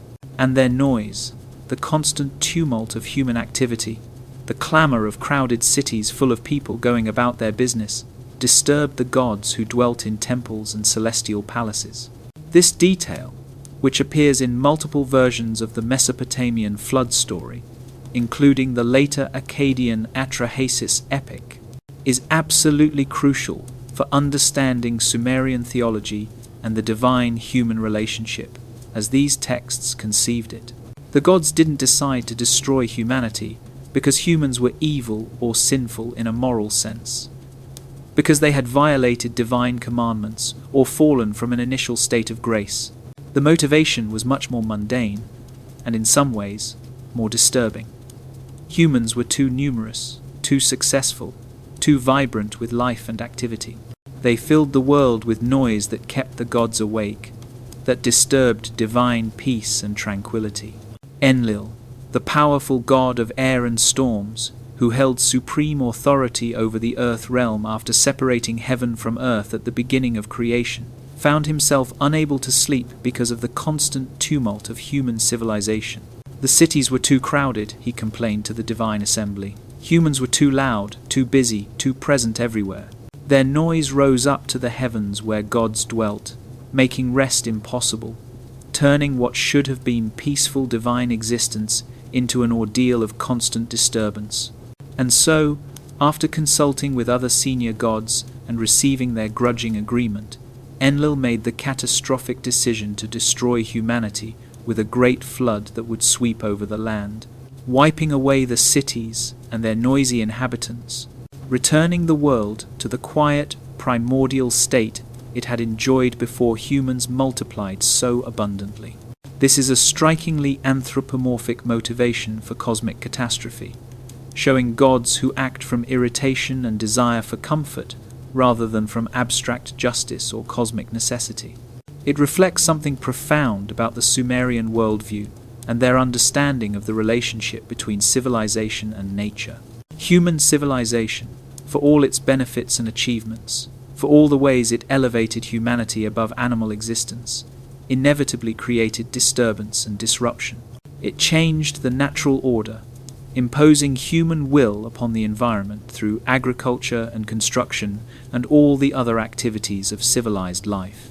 And by doing so, it inevitably created conflict with forces beyond human control, with the divine powers who preferred quiet and stability to the dynamic chaos of human activity. But one god disagreed with this decision to annihilate humanity completely. Enki, the lord of wisdom and sweet water, the clever god who often appeared in Sumerian texts as more sympathetic to humanity than his peers, believed that total destruction was excessive punishment for the crime of being too numerous and noisy. He recognized that humans served a useful purpose, performing the agricultural labor that the gods themselves had found burdensome, maintaining the temples and making offerings that sustained divine existence in the mortal realm. Eliminating them entirely would force the gods back to the very labor problem that had motivated human creation in the first place. The texts portray Enki as a trickster figure in this episode, clever and subversive, willing to circumvent the decrees of more powerful but less imaginative gods when he believed they were making a terrible mistake. He couldn't openly defy Enlil's decree, couldn't stand before the divine assembly and argue for humanity's preservation, because the decision had already been made and divine decrees were understood to be irrevocable once pronounced. But he could work around it, finding loopholes, using his characteristic cunning to achieve his goals without directly violating the letter of divine law. Enki appeared to Ziusudra, the king of Shuruppak, who was the last of the antediluvian rulers, the son of Ubar-Tutu, who had ruled before him. Different versions of the story describe this crucial revelation in slightly different ways, reflecting the multiple traditions that circulated in ancient Mesopotamia about the flood and its hero. In some versions, Enki comes to Ziusudra in a dream, speaking through the medium of sleep to deliver his warning without openly defying Enlil. In other versions, he positions himself on one side of a reed wall that forms part of Ziusudra's house, speaking loudly as if talking to the wall itself, while Ziusudra on the other side of the wall overhears what is being said without Enki technically having made direct communication. This elaborate subterfuge, this careful maneuvering around the technicalities of divine law, shows the Sumerian gods as bound by their own rules and precedents, not operating with complete freedom to do whatever they wish at any moment. The divine assembly had decreed the flood, and that decree could not be revoked, could not be openly defied, but it could be circumvented through clever interpretation and strategic communication that technically didn't violate the terms while completely undermining the intent. The message Enki delivered, whether through dreams or walls or direct communication depending on which version we follow, was absolutely clear and urgent. A flood was coming, he warned Ziusudra. The assembly of the gods had decreed the destruction of humanity. The decision was final, irrevocable, beyond appeal. But you can save yourself, Enki continued. Save your family. Save representatives of all living species. Save the seed of civilization so that the world can be repopulated after the waters recede. Build a great boat, he instructed, giving specifications about its construction that the damaged state of the tablet has unfortunately rendered largely illegible. Make it watertight, load it with animals, prepare provisions for the coming catastrophe. The text provides some tantalizing details about this vessel's construction in the portions that survive, though frustratingly, key sections are lost due to damage to the clay tablet that preserved this story. We know that Ziusudra built the boat according to Enki's divine instructions, working presumably with help from family members and perhaps trusted servants who could keep the project secret from other gods and from the general population who might have panicked if they knew what was coming. He loaded the boat with representatives of all animal species, presumably both wild and domestic, ensuring that the diversity of life would survive the coming flood. He gathered provisions, food and water sufficient to sustain both humans and animals through however many days or weeks the deluge would last. Then, with preparations complete and the boat sealed against the coming waters, the flood arrived with a violence that the text describes in vivid and terrifying terms that have lost none of their power, despite being recorded on clay 4,000 years ago. All the evil winds gathered together, every stormy blast from every direction, converging into a single catastrophic force. The flood swept over the cities of the half-bushel baskets, that poetic phrase referring to the standard units of measure used in Sumerian trade and commerce, indicating that these were the productive centers of civilization being destroyed. For 7 days and 7 nights, the deluge continued without pause. The massive boat tossed about on the great waters like a toy, while outside the world drowned. The cities that humanity had built with such tremendous effort over generations, those centers of civilization, where temples rose to the heavens and markets bustled with trade and scribes recorded transactions in the newly invented writing, were submerged and destroyed. The ordered world that the gods had established after separating heaven from earth, the cosmos of cultivated fields and irrigation canals and urban streets, was temporarily undone, returned to the primordial state of chaos and undifferentiated waters that had existed before creation. Everything humanity had achieved, every monument they had raised, every innovation they had developed, seemed to be wiped away as if it had never existed. When the storm finally ended after that terrible week of wind and rain and rising water, when the fury of the flood exhausted itself and the waters began very slowly to recede, Ziusudra opened a window in the great boat to see what remained of the world. The sun god Utu, who had been hidden behind storm clouds for 7 days and nights, now sent his blessed light into the vessel's dark interior, illuminating the space where Ziusudra and his family and all the animals had huddled together, waiting for the catastrophe to end. Ziusudra emerged onto the deck, or possibly onto newly revealed land. We're not entirely certain because the text is damaged at this crucial point. And immediately, his first action was to perform sacrifices to the gods. He butchered oxen as offerings to the divine powers who had both decreed the flood and provided the means of survival. He sacrificed sheep, presenting multiple animals as thanksgiving for deliverance. He prepared barley cakes and crescent-shaped bread as offerings, traditional foods associated with religious ritual.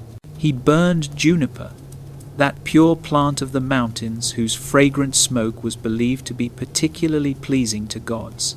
This detail about immediate sacrifice, about worship and thanksgiving being Ziusudra's first priority after surviving the apocalypse, is profoundly important for understanding the Sumerian religious worldview.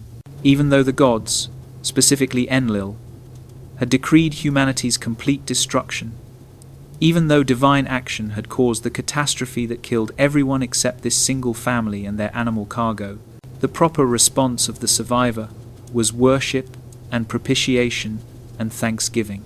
The Sumerian worldview didn't include a concept of gods as purely benevolent protectors who always acted in humanity's best interest. The divine powers were recognized as capricious, sometimes helpful and sometimes hostile, sometimes preserving life and sometimes destroying it according to their own inscrutable purposes. But they were always deserving of respect and worship, always demanding propitiation regardless of their actions, because they were gods and humans were utterly dependent on their favor. The text of the Eridu Genesis breaks off after describing these sacrifices, with large portions of the tablet lost to damage and the ravages of time. But we can reconstruct what must have followed from later versions of the flood story preserved in the Atrahasis epic, and in the flood narrative incorporated into the Epic of Gilgamesh. Enlil discovered that humans had survived his attempted genocide, that his decree of total destruction had been subverted by Enki's clever intervention. He was absolutely furious, his rage at being thwarted probably intensified by the realization that another god had undermined his authority, demanding to know which deity had revealed the secret of the coming flood and enabled a human to escape. Enki admitted his role, stepping forward before the divine assembly to accept responsibility and justify his actions. He argued that humanity deserved a chance to survive, that they had not committed some heinous crime deserving of extinction, that they served useful purposes for the gods, that complete annihilation would have been excessive and ultimately counterproductive punishment for the relatively minor offense of being too numerous and making too much noise. The assembly of gods debated this crisis, argued about appropriate responses, considered the implications of Enki's defiance of Enlil's decree and the survival of humanity against the will of the supreme god of earth. Eventually, through processes of divine negotiation and compromise that the texts don't fully specify, they reached an accommodation. Humanity could continue to exist, but measures would be implemented to control their population and reduce the noise that had so disturbed Enlil in the first place. Some texts suggest that this is when various biological and social limitations were imposed on human existence as divine punishment or population control measures. Mortality itself, which may not have been quite so absolute in the antediluvian age when kings could rule for thousands of years, became a fixed and unavoidable condition of human existence. Human lifespans were deliberately reduced to reasonable lengths, perhaps only a century or so rather than the multiple millennia that antediluvian rulers had enjoyed. Women's fertility was regulated through divine decree, the texts suggest, through the institution of women who remained barren throughout their lives, and through the tragically common deaths of infants before they reached maturity. These grim measures, which would cause such suffering in actual human experience, were attributed to divine policy, to deliberate decisions made by gods to keep human population from growing so large that noise would again become a problem. Some versions of the story also mention the institution of wild animals who would attack and kill humans, and of diseases that would carry people off before their time, additional mechanisms for population control imposed by divine will. Ziusudra himself received special treatment in recognition of his obedience and piety, his faithfulness in following Enki's instructions even when they required tremendous effort and must have seemed insane to observers. The gods granted him eternal life, transforming him from a mortal into something approaching divine status, making him one of the very few humans in Mesopotamian tradition who escaped death entirely. They allowed him to dwell in Dilmun, a mythical paradise located somewhere at the eastern edge of the known world, where the sun rises each morning, bringing light to dispel darkness. Dilmun appears in multiple Sumerian texts as a pure and pristine land, a place of peace and abundance, completely free from disease and death and all the afflictions that plague ordinary mortal existence. It's described as a place where no lion kills, where no wolf snatches lambs, where old age and illness are unknown concepts, where life continues in perfect harmony without the conflict and suffering that characterize existence in the normal world. By placing Ziusudra there after the flood, the gods removed him from ordinary human society, preserving him as a living link to the antediluvian past, as someone who could testify to what the world was like before the catastrophe, but who would not interfere with the new post-flood order. This flood narrative, when we examine it carefully in all its surviving versions and variations, reveals several absolutely crucial aspects of the Sumerian worldview that predate and provide essential context for any interpretation involving the Anunnaki or other divine beings. First, and most importantly, it shows a complex divine hierarchy characterized by disagreement and debate rather than unified purpose. The cosmos was governed not by a single omnipotent deity whose will was absolute and unchallengeable, but by a council or assembly of gods who made decisions through discussion and voting, who could disagree with each other about appropriate courses of action, who could even work to undermine each other's decisions when they felt strongly enough about an issue. Individual deities like Enki could and did subvert the decisions of this divine assembly when they believed those decisions were wrong or unjust, working around the edges of divine law to achieve outcomes they preferred. This portrayal of gods as operating within constraints, as bound by precedents and procedures, as unable to simply do whatever they wished at any moment, reflects a sophisticated theological understanding. The divine realm had its own rules and structures, its own hierarchies and limitations. The gods were tremendously powerful compared to humans, certainly possessing abilities that mortals could barely comprehend, but they were not omnipotent in an absolute sense.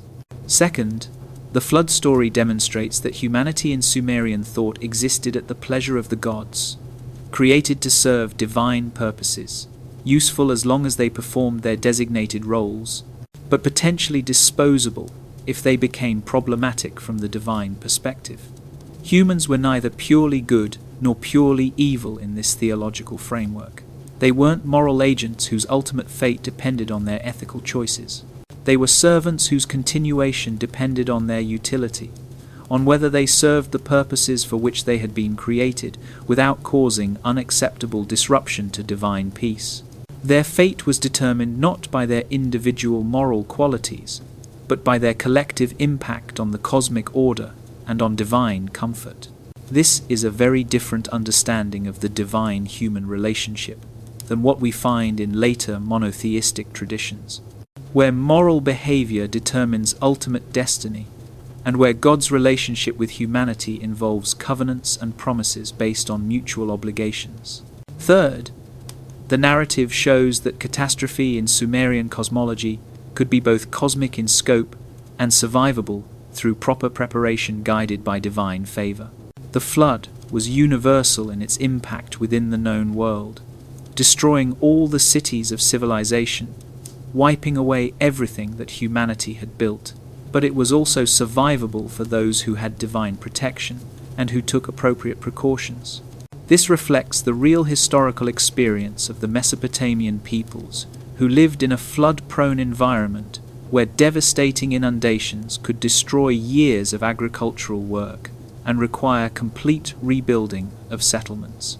The mythological flood elevated this recurring natural disaster to cosmic and theological significance, making it an event that shaped divine-human relations and that marked a boundary between two fundamentally different ages of existence. Archaeological evidence provides absolutely fascinating context for these textual traditions, grounding the mythology in actual historical events, even while recognizing that the stories themselves have been shaped by centuries of theological reflection and narrative development. Excavations at several Mesopotamian sites, including Shuruppak itself, the city named in the flood story as the home of Ziusudra, have revealed clear evidence of significant flooding events dating to around 2,900 years before the Common Era, right at the transition between the Jemdet-Nasa period and the early dynastic period, when Sumerian civilization was consolidating and city-states were emerging as the dominant form of political organization. At Shuruppak, archaeologists discovered a substantial layer of riverine sediments deposited by floodwaters, interrupting the continuity of settlement and suggesting that the city was temporarily abandoned after a major inundation before being reoccupied and rebuilt.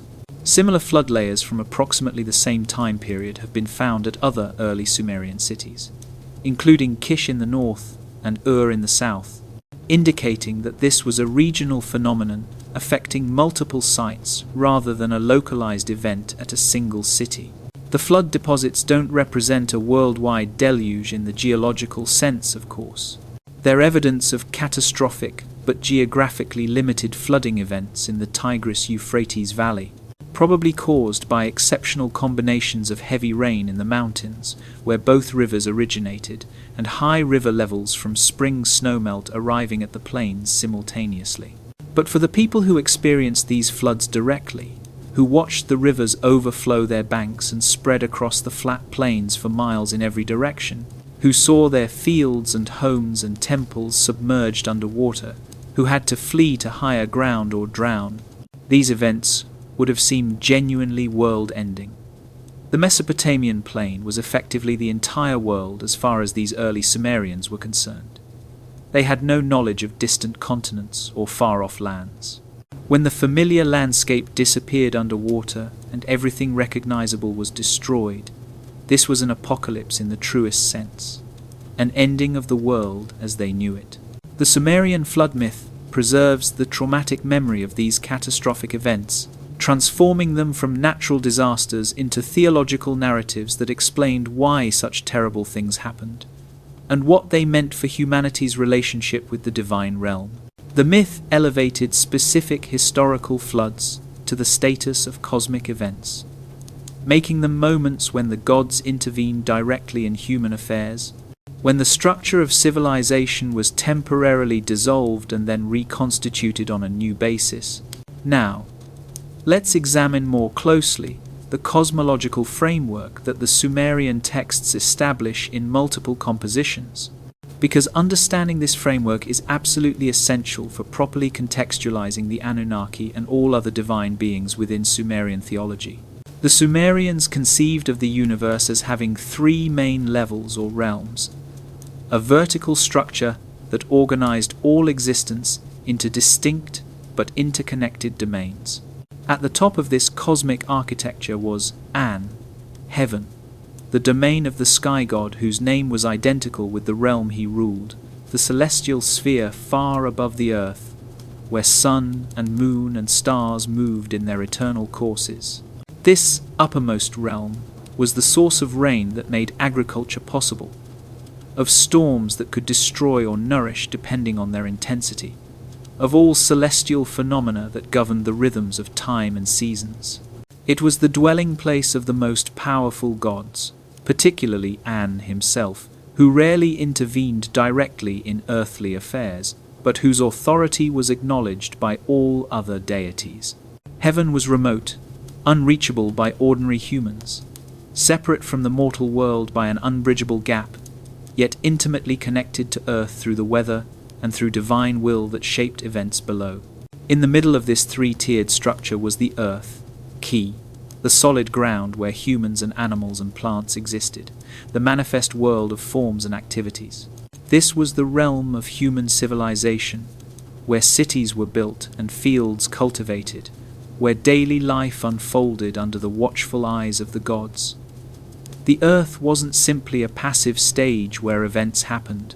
It was itself a divine being in some texts, the goddess Ki, who had been separated from her consort and by their son Enlil, who continued to sustain life through her fertility and stability.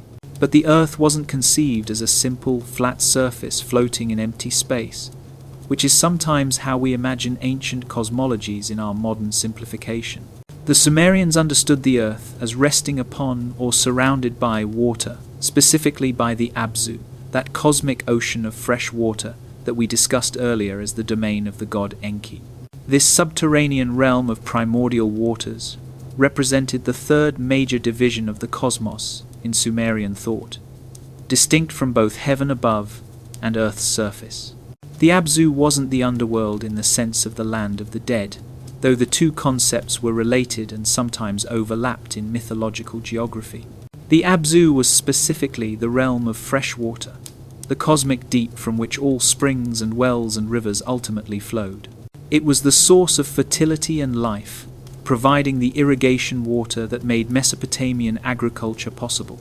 Enki dwelt in the Abzu in a magnificent palace adorned with precious stones and metals, ruling over this primordial ocean, controlling the flow of waters that sustained existence on Earth's surface. Enki's temple in Eridu, that Abzu we've mentioned multiple times, was understood as built directly over the point where these cosmic waters broke through to the surface world, where humans could access the sacred depths through ritual and offering. When priests performed ceremonies in this temple, they believed they were standing at the boundary between earth and the primordial ocean, at a thin place where the veil between realms was permeable. This three-tiered cosmology was actually more complex and elaborate than it might initially appear from this simplified description. The texts describe the sky not as a single solid dome, but as multiple layers stacked one above another, usually 3 heavens, but sometimes 7 in more elaborate cosmological schemes, each made of a different precious stone that gave it distinctive characteristics. The lowest dome of heaven, the one visible to humans looking upward from earth, was made of jasper, that semi-precious stone with its characteristic patterns and colors. This lowest heaven housed the stars, those points of light that appeared at night, and that the Sumerians recognized as following regular patterns across the sky, patterns that could be used to mark the passage of seasons and to navigate across trackless deserts. The middle dome of heaven was made of a stone the Sumerians called Sajalmut, though we're not entirely certain what mineral this refers to in modern geological terms. This middle heaven was the dwelling place of the Igigi, a class of gods associated with celestial phenomena and with the work of maintaining cosmic order, somewhat junior to the great gods like the Anunnaki, but still divine beings worthy of respect. The highest dome of heaven, furthest from earth and closest to pure divinity, was where An himself dwelt in splendid isolation, presiding over all existence from his remote and exalted position. Below the earth's surface, in addition to the Abzu with its life-giving fresh water, there was also the underworld proper, called Kur in Sumerian, or sometimes Irkalla in later Akkadian traditions, the land of the dead where all mortal souls eventually travelled, regardless of how they had lived their earthly lives. This realm was ruled by the goddess Ereshkigal, whose name means Lady of the Great Place Below, and by her consort Nergal, a god associated with war and pestilence and violent death. The underworld was consistently described in Sumerian texts as a dark and dreary place, a realm of dust and shadow, where the dead existed in a grim parody of life. The dead in the Sumerian underworld ate only dust and clay, the most unappetizing substances imaginable, never enjoying the flavors of bread and beer and meat that had sustained them in life. They dwelt in darkness, without the comforting light of sun or moon or stars.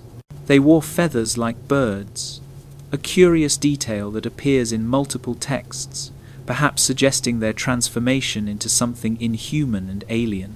They were separated forever from the warmth and light and joy of the upper world, condemned to this cheerless existence simply by virtue of being mortal and therefore subject to death.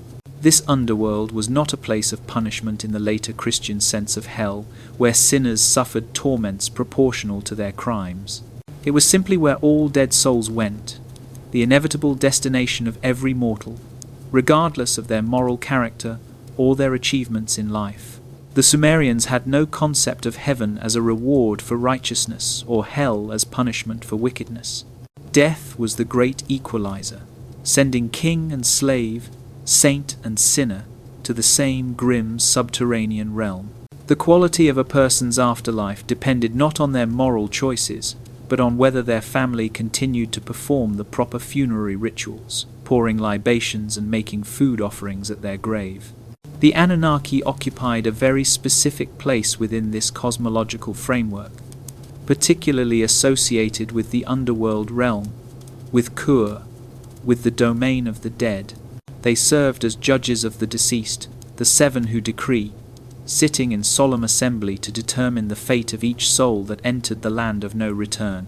This role is completely different from, and incompatible with, the ancient astronaut interpretation of the Anunnaki as spacefaring technologists, as aliens who came from another planet to exploit Earth's resources.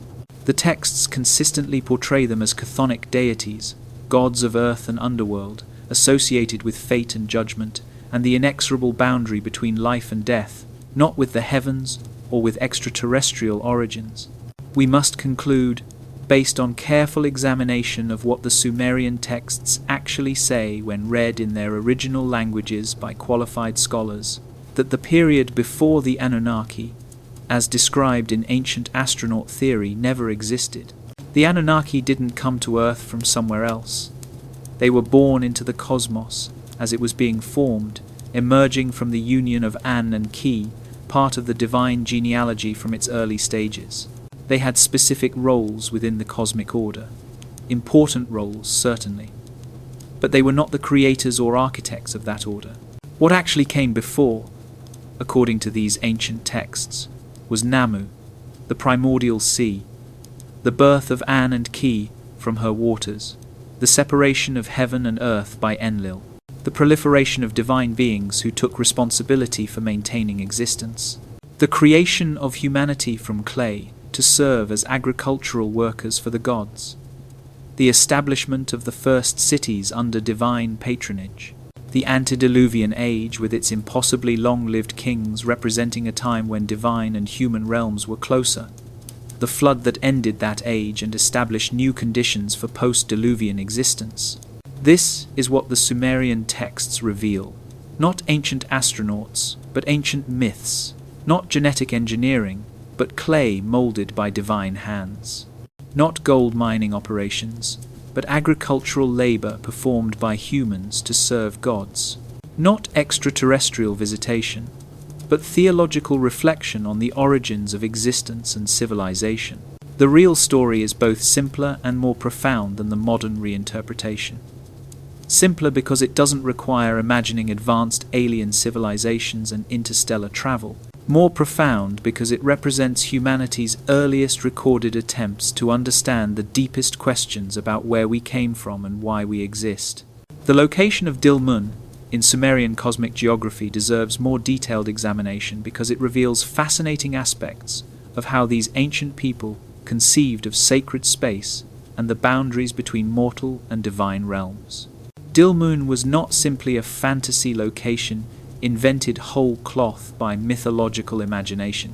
It appears to have been based on a real geographical location, probably the island of Bahrain in the Persian Gulf, which ancient Mesopotamian texts identify as a trading partner and source of valuable commodities, including copper, precious stones, and exotic woods that couldn't be found in the alluvial plains of Sumer. But Dilmun, in mythology, transcended its mundane geographical reality to become a sacred paradise, a liminal space existing somewhere between the fully mortal world of earth and the fully divine realm of heaven. It was pure, the texts tell us, a place untouched by the corruption and suffering that characterized ordinary existence. No lion hunted there, meaning predation and violence were absent. No wolf snatched lambs from flocks, indicating that the natural struggle for survival didn't operate in this blessed land. No old age, weakened bodies, or dimmed minds, suggesting that time itself flowed differently or had less destructive impact. No disease afflicted inhabitants. No pain troubled them. No death terminated their existence. This paradise represented what the world might have been if creation had proceeded differently, if the fall from initial perfection that so many mythologies describe had never occurred. Or perhaps it represented what the antediluvian world had been like before humans multiplied too successfully and disturbed the gods with their noise. In any case, Dilmun served in Sumerian theology as a counterpoint to ordinary earthly existence, a reminder that suffering and death were not inevitable features of reality itself, but conditions imposed by divine decree or resulting from cosmic catastrophe. The fact that Ziusudra was allowed to dwell there after surviving the flood indicated his special status, his transformation from ordinary mortal into something approaching divine being. Other texts describe Enki visiting Dilmun and transforming it through his creative power. Originally, these compositions tell us even Dilmun lacked fresh water, that essential substance that Enki controlled and that made all life possible. The island was surrounded by salt water, the ocean that couldn't be drunk or used for irrigation. But Enki caused fresh water to flow there, bringing up springs from the cosmic ocean beneath the earth, making Dilmun verdant and fertile. He filled the land with plants and animals, creating a complete ecosystem that mirrored the diversity of creation itself. The cosmic geography of the Sumerians included not just these three basic realms of heaven, earth, and underworld, but also these marginal or liminal spaces like Dilmun, places that existed at the edges of the known world, at the boundaries where different types of reality met and overlapped. These were locations of special power and danger, where the normal rules might not apply, where transformation could occur, where mortals might encounter the divine more directly than in ordinary civilized spaces. Understanding this complex cosmological framework helps us see why the Anunnaki, in their role as judges of the dead, were so feared and respected in Sumerian religion. They occupied the boundary between life and death, the liminal zone that every mortal would eventually have to cross. They determined fates, fixed destinies, made the final judgment that no appeal could reverse. In the underworld context where they exercised this judicial function, they held power over every human soul, power that even the great gods like Inanna had to respect when they descended to the realm of the dead. The famous myth of Inanna's descent to the underworld, preserved in both Sumerian and later Akkadian versions, provides our clearest picture of the Anunnaki in their judicial role. When the great goddess, queen of heaven and earth, goddess of love and war, decides to visit the underworld to attend a funeral, she must pass through 7 gates, surrendering an item of divine power at each one. Her crown at the first gate, her necklace at the second, her breastplate at the third, continuing until she arrives naked and powerless before her sister Ereshkigal, who rules the land of the dead. The Anunnaki, described as the 7 judges, sit in assembly to hear the case against Inanna. They fasten their eyes of death upon her, that terrible gaze that strips away divine immortality and reduces even a goddess to a corpse. Inanna dies and is hung on a hook like a piece of meat, and for 3 days she remains dead, until rescued by magical beings that Enki creates specifically to enter the underworld and retrieve her.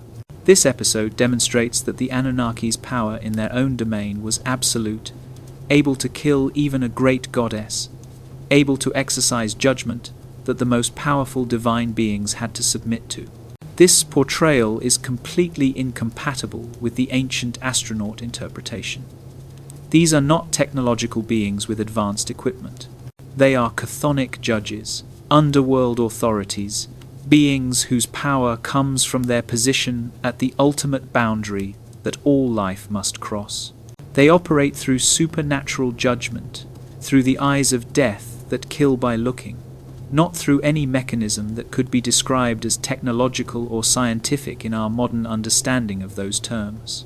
The concept of the me that appears in multiple Sumerian texts deserves extensive examination because it reveals how these ancient people understood the transmission of civilization, the establishment of social order, and the divine origins of cultural institutions. The me were divine decrees or principles, fundamental patterns that governed various aspects of civilized existence. Scholars have translated this Sumerian word in different ways, sometimes as divine powers, sometimes as cultural norms, sometimes as cosmic principles, reflecting the difficulty of capturing its full meaning in modern languages.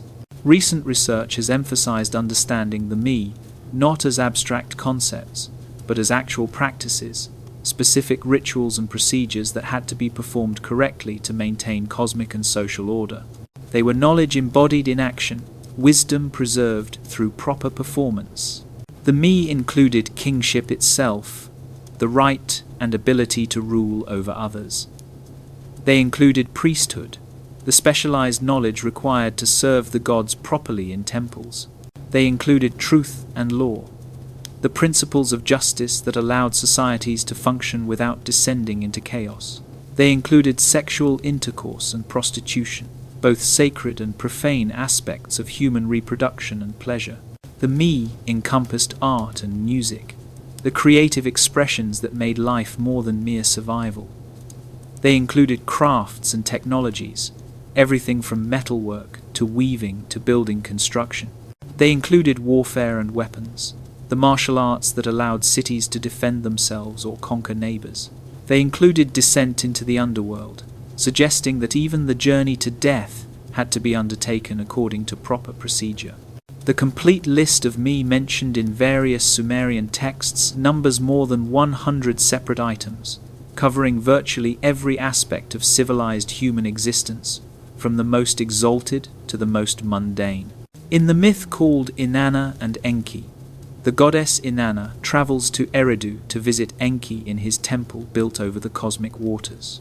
Enki, being a hospitable god, and perhaps also being somewhat foolish when it comes to beautiful goddesses, entertains Inanna lavishly, plying her with beer and wine until his judgment is impaired. In his intoxicated state, he makes the catastrophic decision to give Inanna the me, transferring these fundamental principles of civilization from his possession to hers. The next morning, when sobriety returns and Enki realizes what he's done, he desperately tries to prevent Inanna from leaving Eridu with the me, sending his minister and various servants to intercept her and recover these precious divine powers. But Inanna and her servant Ninshuba cleverly evade these pursuers, making their way back to Uruk, where Inanna is the patron goddess, successfully transporting the me from Eridu to her own city. This mythological episode served to explain why Uruk rather than Eridu, became the dominant city in early Sumerian history. Why political and cultural power shifted from the oldest sacred center to a newer but more dynamic urban center. But it also reveals deeper truths about how the Sumerians understood civilization and its origins. Cultural knowledge, technological expertise, social institutions, all the things that made urban life possible, were not human inventions that emerged through trial and error over long periods of time. They were divine gifts, sacred knowledge that had to be properly transmitted and carefully preserved. The me had to be obtained from the gods who originally possessed them, acquired through some combination of divine favor, clever negotiation, and sometimes outright theft, as in Inanna's case. This theological understanding of culture's origins wasn't primitive superstition or failure to recognize human agency and innovation. It was a sophisticated way of acknowledging that civilization depended on accumulated knowledge passed down through generations, on techniques and practices that had to be learned rather than being innately known, on cultural inheritance that each generation received from ancestors and had responsibility to transmit to descendants. By attributing the me to divine origins, the Sumerians were emphasizing their sacred importance, protecting them from casual modification or thoughtless abandonment. The temple complexes that dominated Sumerian cities served as repositories and centers for the performance of the me, institutions where this sacred knowledge was preserved and enacted through daily rituals and seasonal ceremonies. These weren't simply religious buildings in our modern sense, separate from economic and political activity. Sumerian temples were economic powerhouses, centers of production and redistribution, institutions that managed vast agricultural estates, employed hundreds or thousands of workers in various capacities, collected taxes and tribute, and distributed resources according to complex hierarchical systems. The temple dedicated to Inanna in Uruk, called the Iana or House of Heaven, controlled enormous agricultural lands, worked by dependent laborers who received rations of food and clothing in exchange for their work. The temple maintained workshops where specialized craftspeople produced textiles, pottery, metal goods, stone carvings, and countless other products. It operated as a major trading institution, exchanging Mesopotamian grain and manufactured goods for raw materials that weren't available locally, including timber from the mountains, stones for construction and sculpture, metals for tools and weapons, exotic items from distant lands. Archaeological excavations of temple complexes have revealed extensive archives, thousands of clay tablets recording economic transactions in meticulous detail. These texts list deliveries of grain from specific fields, distributions of rations to named individuals, inventories of livestock and tools and finished products, accounts of trade missions sent to distant regions. The sheer volume and complexity of this record-keeping demonstrates that Sumerian temples were managing sophisticated economic operations on a scale that required writing for effective administration. Indeed, writing itself developed precisely to meet these administrative needs, beginning as a tool for tracking economic flows, before later expanding to record literature, history, laws, and religious texts. This economic system was described in Sumerian texts as a divine institution established by the gods when they first organized human civilization after creating humans to serve them. The king, as a representative of the divine realm in human affairs, had responsibility to ensure the proper functioning of this system, to make sure that temple lands were cultivated effectively, that workshops produced necessary goods, that trade brought in required resources, that distributions were made according to proper procedures and traditional hierarchies. The antediluvian cities, named in the Sumerian king list, represented in mythological understanding the first implementation of this divine economic and social order.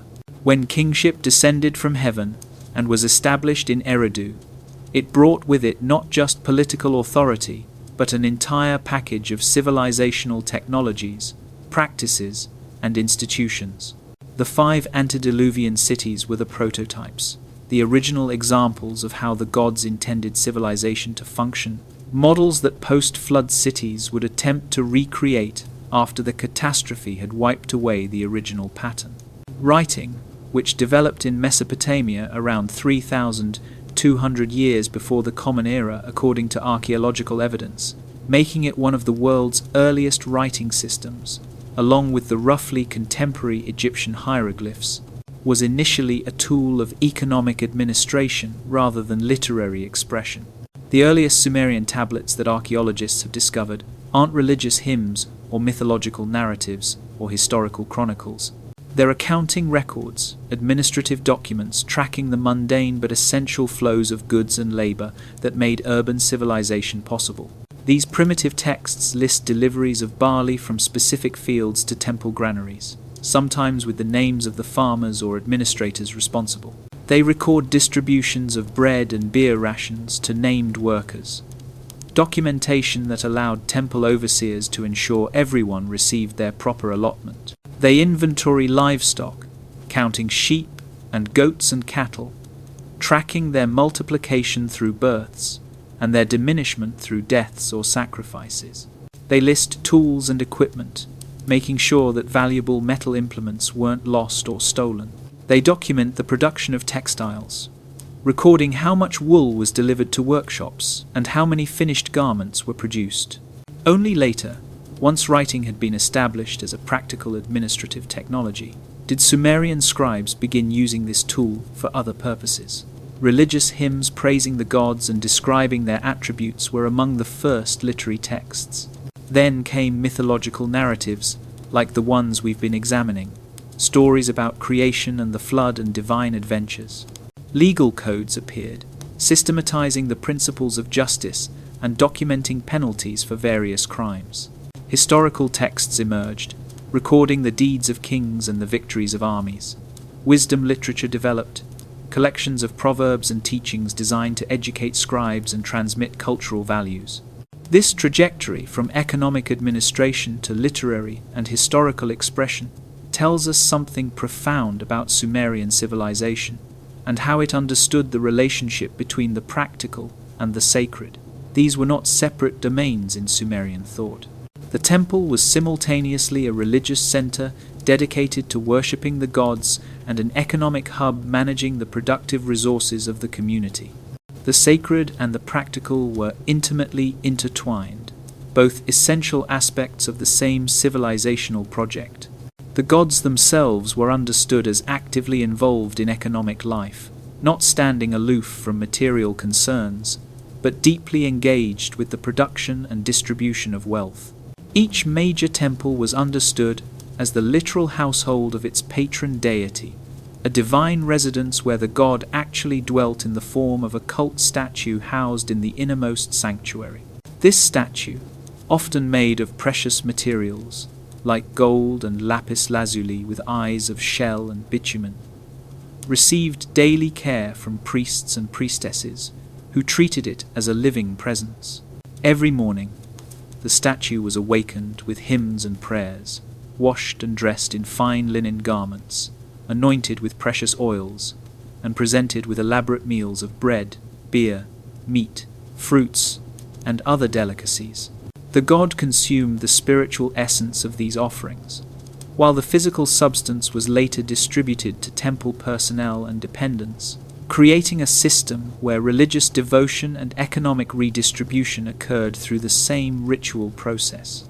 The temple's agricultural lands, its herds and flocks, its workshops and warehouses, all technically belonged to the patron deity. The human population working these resources and benefiting from their yields existed in a tenant relationship with their divine landlord, laboring to produce surplus that supported the god's household, and receiving sustenance and protection in return. This reciprocal relationship between divine and human realms, mediated through the temple and its economic operations, formed the foundation of Sumerian urban civilization. It wasn't viewed as oppressive or exploitative by the Sumerians themselves, at least not in the texts that have survived, which were generally composed by scribes working within the temple system and thus benefiting from it. It was understood as the natural and proper order of things, the way reality had been structured by the gods when they created humanity and civilization. Just as the gods had fashioned humans to relieve divine laborers of agricultural work, so humans now labored in service of gods, maintaining temples, providing offerings, performing rituals that sustained the cosmic order. The texts describe kingship as a mediating institution within this theological economic system. The king was not himself divine in early Sumerian thought, though later rulers would sometimes claim divine status or be deified after death. Instead, the king was understood as the earthly representative of the divine realm, chosen by the gods to exercise authority over human affairs on their behalf. His legitimacy derived from divine selection, from the fact that kingship had descended from heaven as a sacred gift and had been entrusted to him as steward of this divine institution.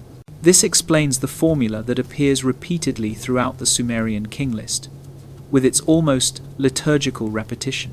After the flood swept over the earth, after the catastrophe had ended the antediluvian age, kingship descended from heaven once again, and the kingship was established in Kish, the first city to receive this divine gift in the post-flood world. This wasn't describing a literal physical descent of some object or person from the sky. It was expressing the theological principle that political authority had divine origins, that the right to rule came from the gods, rather than from human consent, military conquest, economic power, or any purely secular source. Of course, in actual historical practice, rulers gained and held power through very human means, including military force, political alliances, economic resources, and personal charisma or administrative competence. But the ideology of divine kingship provided religious legitimation for their authority, transforming political power from mere domination backed by force into sacred office backed by cosmic order. This legitimation was mutually beneficial, helping kings justify their authority while giving priests and temples powerful royal patrons who protected their interests and funded their operations. The antediluvian kings, those 8 rulers with their impossibly long reigns totaling over 200,000 years, represented an ideal form of this divine kingship, according to Sumerian mythological thinking. They ruled in an age when the separation between heaven and earth was less absolute than it would later become, when gods and humans interacted more directly and frequently. These early kings were not fully human in the ordinary biological sense. They may have been understood as demigods, or as beings partaking of both divine and mortal natures, existing at the boundary between the two realms. Their extended lifespans, measured in thousands or tens of thousands of years depending on which figures we accept, marked them as exceptional, as fundamentally different from ordinary humans whose lives, even in the healthier circumstances, rarely exceeded a century. They existed in a different temporal framework, experiencing time in ways that approached divine eternity rather than mortal transience. This difference wasn't merely quantitative, a matter of living longer. It was qualitative, reflecting their participation in divine nature, their special status as bridges between the mortal and immortal realms. After the flood, kingship continued, but in a more recognizably human form. The post-flood kings in the Sumerian king list still reign for centuries rather than decades in many cases, with the first dynasty of Kish listing rulers whose reigns total over 24,000 years combined, suggesting that the boundary between mythological and historical time remained fluid for several generations after the deluge. But gradually, as the king list progresses through successive dynasties ruling from various cities, the reign lengths become shorter, more plausible, more aligned with what we know about actual human lifespans, and with the archaeological record of real rulers whose monuments and inscriptions have been discovered. The transition is gradual rather than abrupt, with no clear moment when myth ends and history begins. Early post-flood dynasties include figures like Etana, who ascended to heaven on an eagle's back, and Gilgamesh, who was 2/3 divine and 1/3 human, and who ruled Uruk for 126 years. These are still mythological or legendary figures, heroes of epic tales rather than historical personages we can document through contemporary sources. But as we move later in the king list, we begin encountering names that can be correlated with archaeological evidence, rulers mentioned in inscriptions they commissioned, kings whose monuments we can visit in museums, whose reigns we can date with reasonable confidence. This gradual transition from myth to history reflects how the Sumerians themselves understood their past, recognizing different categories of information and different degrees of certainty about events in different periods. The antediluvian section of the king list had a special character, set apart from the rest through distinctive formulae and theological framing.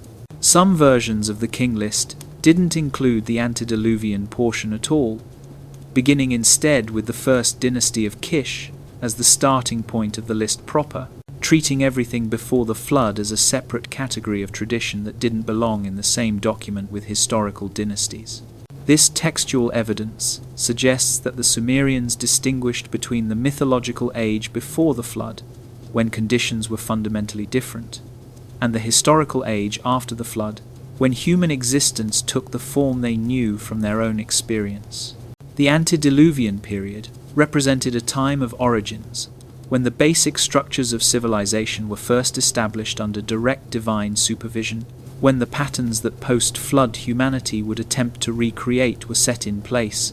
It was sacred time rather than historical time, meaningful for its theological significance rather than its chronological accuracy. And crucially for our examination of what came before the Anunnaki narrative, this antediluvian period as described in actual Sumerian texts doesn't feature the Anunnaki as primary actors or creators. Instead, it describes the work of other gods, particularly the major deities like An, Enlil, Enki, and Ninhursag, who created the cosmos, separated heaven from earth, fashioned humanity, and established civilization.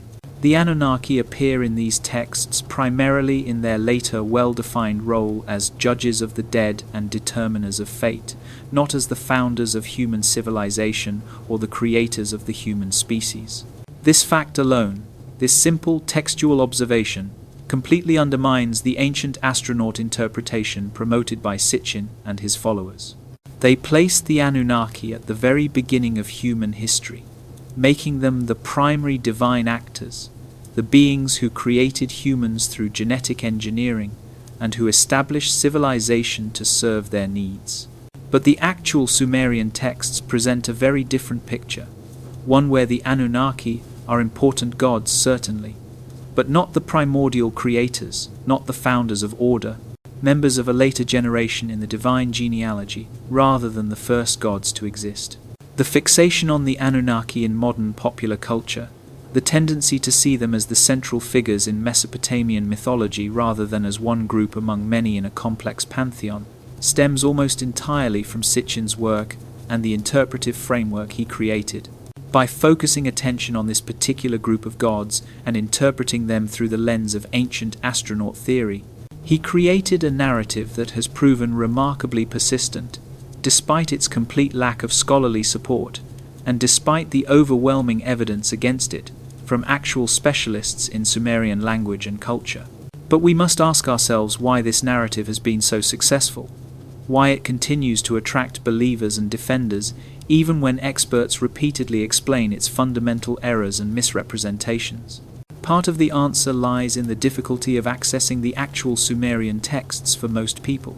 These are written in a dead language, using a complex writing system, preserved on fragile clay tablets, scattered across museums worldwide. Most people lack the training to read Sumerian cuneiform and must depend on translations. And translations always involve interpretation, choices about rendering ambiguous phrases, decisions about filling gaps where texts are damaged. This situation creates opportunities for alternative interpretations, for claims that mainstream scholars are missing or deliberately obscuring the real meaning of the texts. It allows theorists like Sitchin to position themselves as possessing special insight, as seeing truths that conventional academics refuse to acknowledge. The fact that actual Sumerologists and Assyriologists have thoroughly debunked Sitchin's translations doesn't carry much weight with people who are predisposed to distrust academic authorities or who find the ancient astronaut narrative more compelling than conventional scholarly interpretations.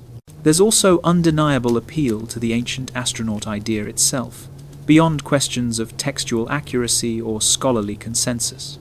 The notion that intelligent extraterrestrial beings visited Earth in antiquity, that they created or modified humanity through advanced technology, that they imparted knowledge and capabilities that humans couldn't have developed independently, offers something that conventional archaeology and history do not. It suggests we're not alone in the universe, that contact with alien intelligence has already occurred in our deep past. It implies that human achievements might be less impressive than we think, because we owe our civilization to outside intervention.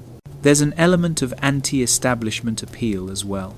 The ancient astronaut theory positions itself against mainstream academia, suggesting that conventional scholars are either too closed-minded to see the truth, or actively suppressing it to protect their authority and paradigms. This narrative resonates with people who feel alienated from established institutions, who are skeptical of expert authority, who want to believe in hidden truths that the powerful won't acknowledge. It offers a counter-narrative that challenges official history, that suggests the past is more mysterious and exciting than the boring story scholars tell.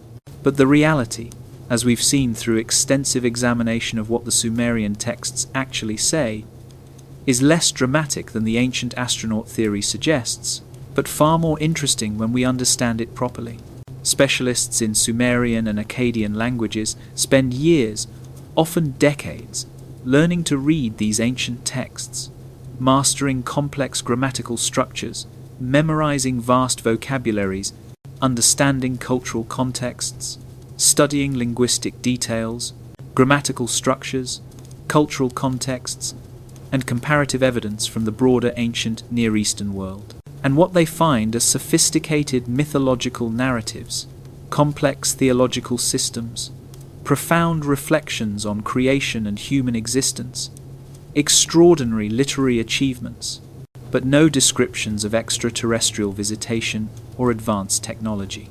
The Sumerian texts reveal a people who thought deeply and creatively about their place in the cosmos, who wondered about the origins of the world and of human civilization, who developed elaborate narratives to explain how reality came to be structured the way they experienced it. They created rich mythological traditions that influenced later Mesopotamian cultures and, through various channels, contributed to the religious and literary heritage of the broader ancient Near East and eventually Western civilization. These texts deserve to be read and appreciated for what they actually say, for the genuine insights they offer into ancient thought and culture, not for what modern theorists wish they said or claim they say when properly decoded.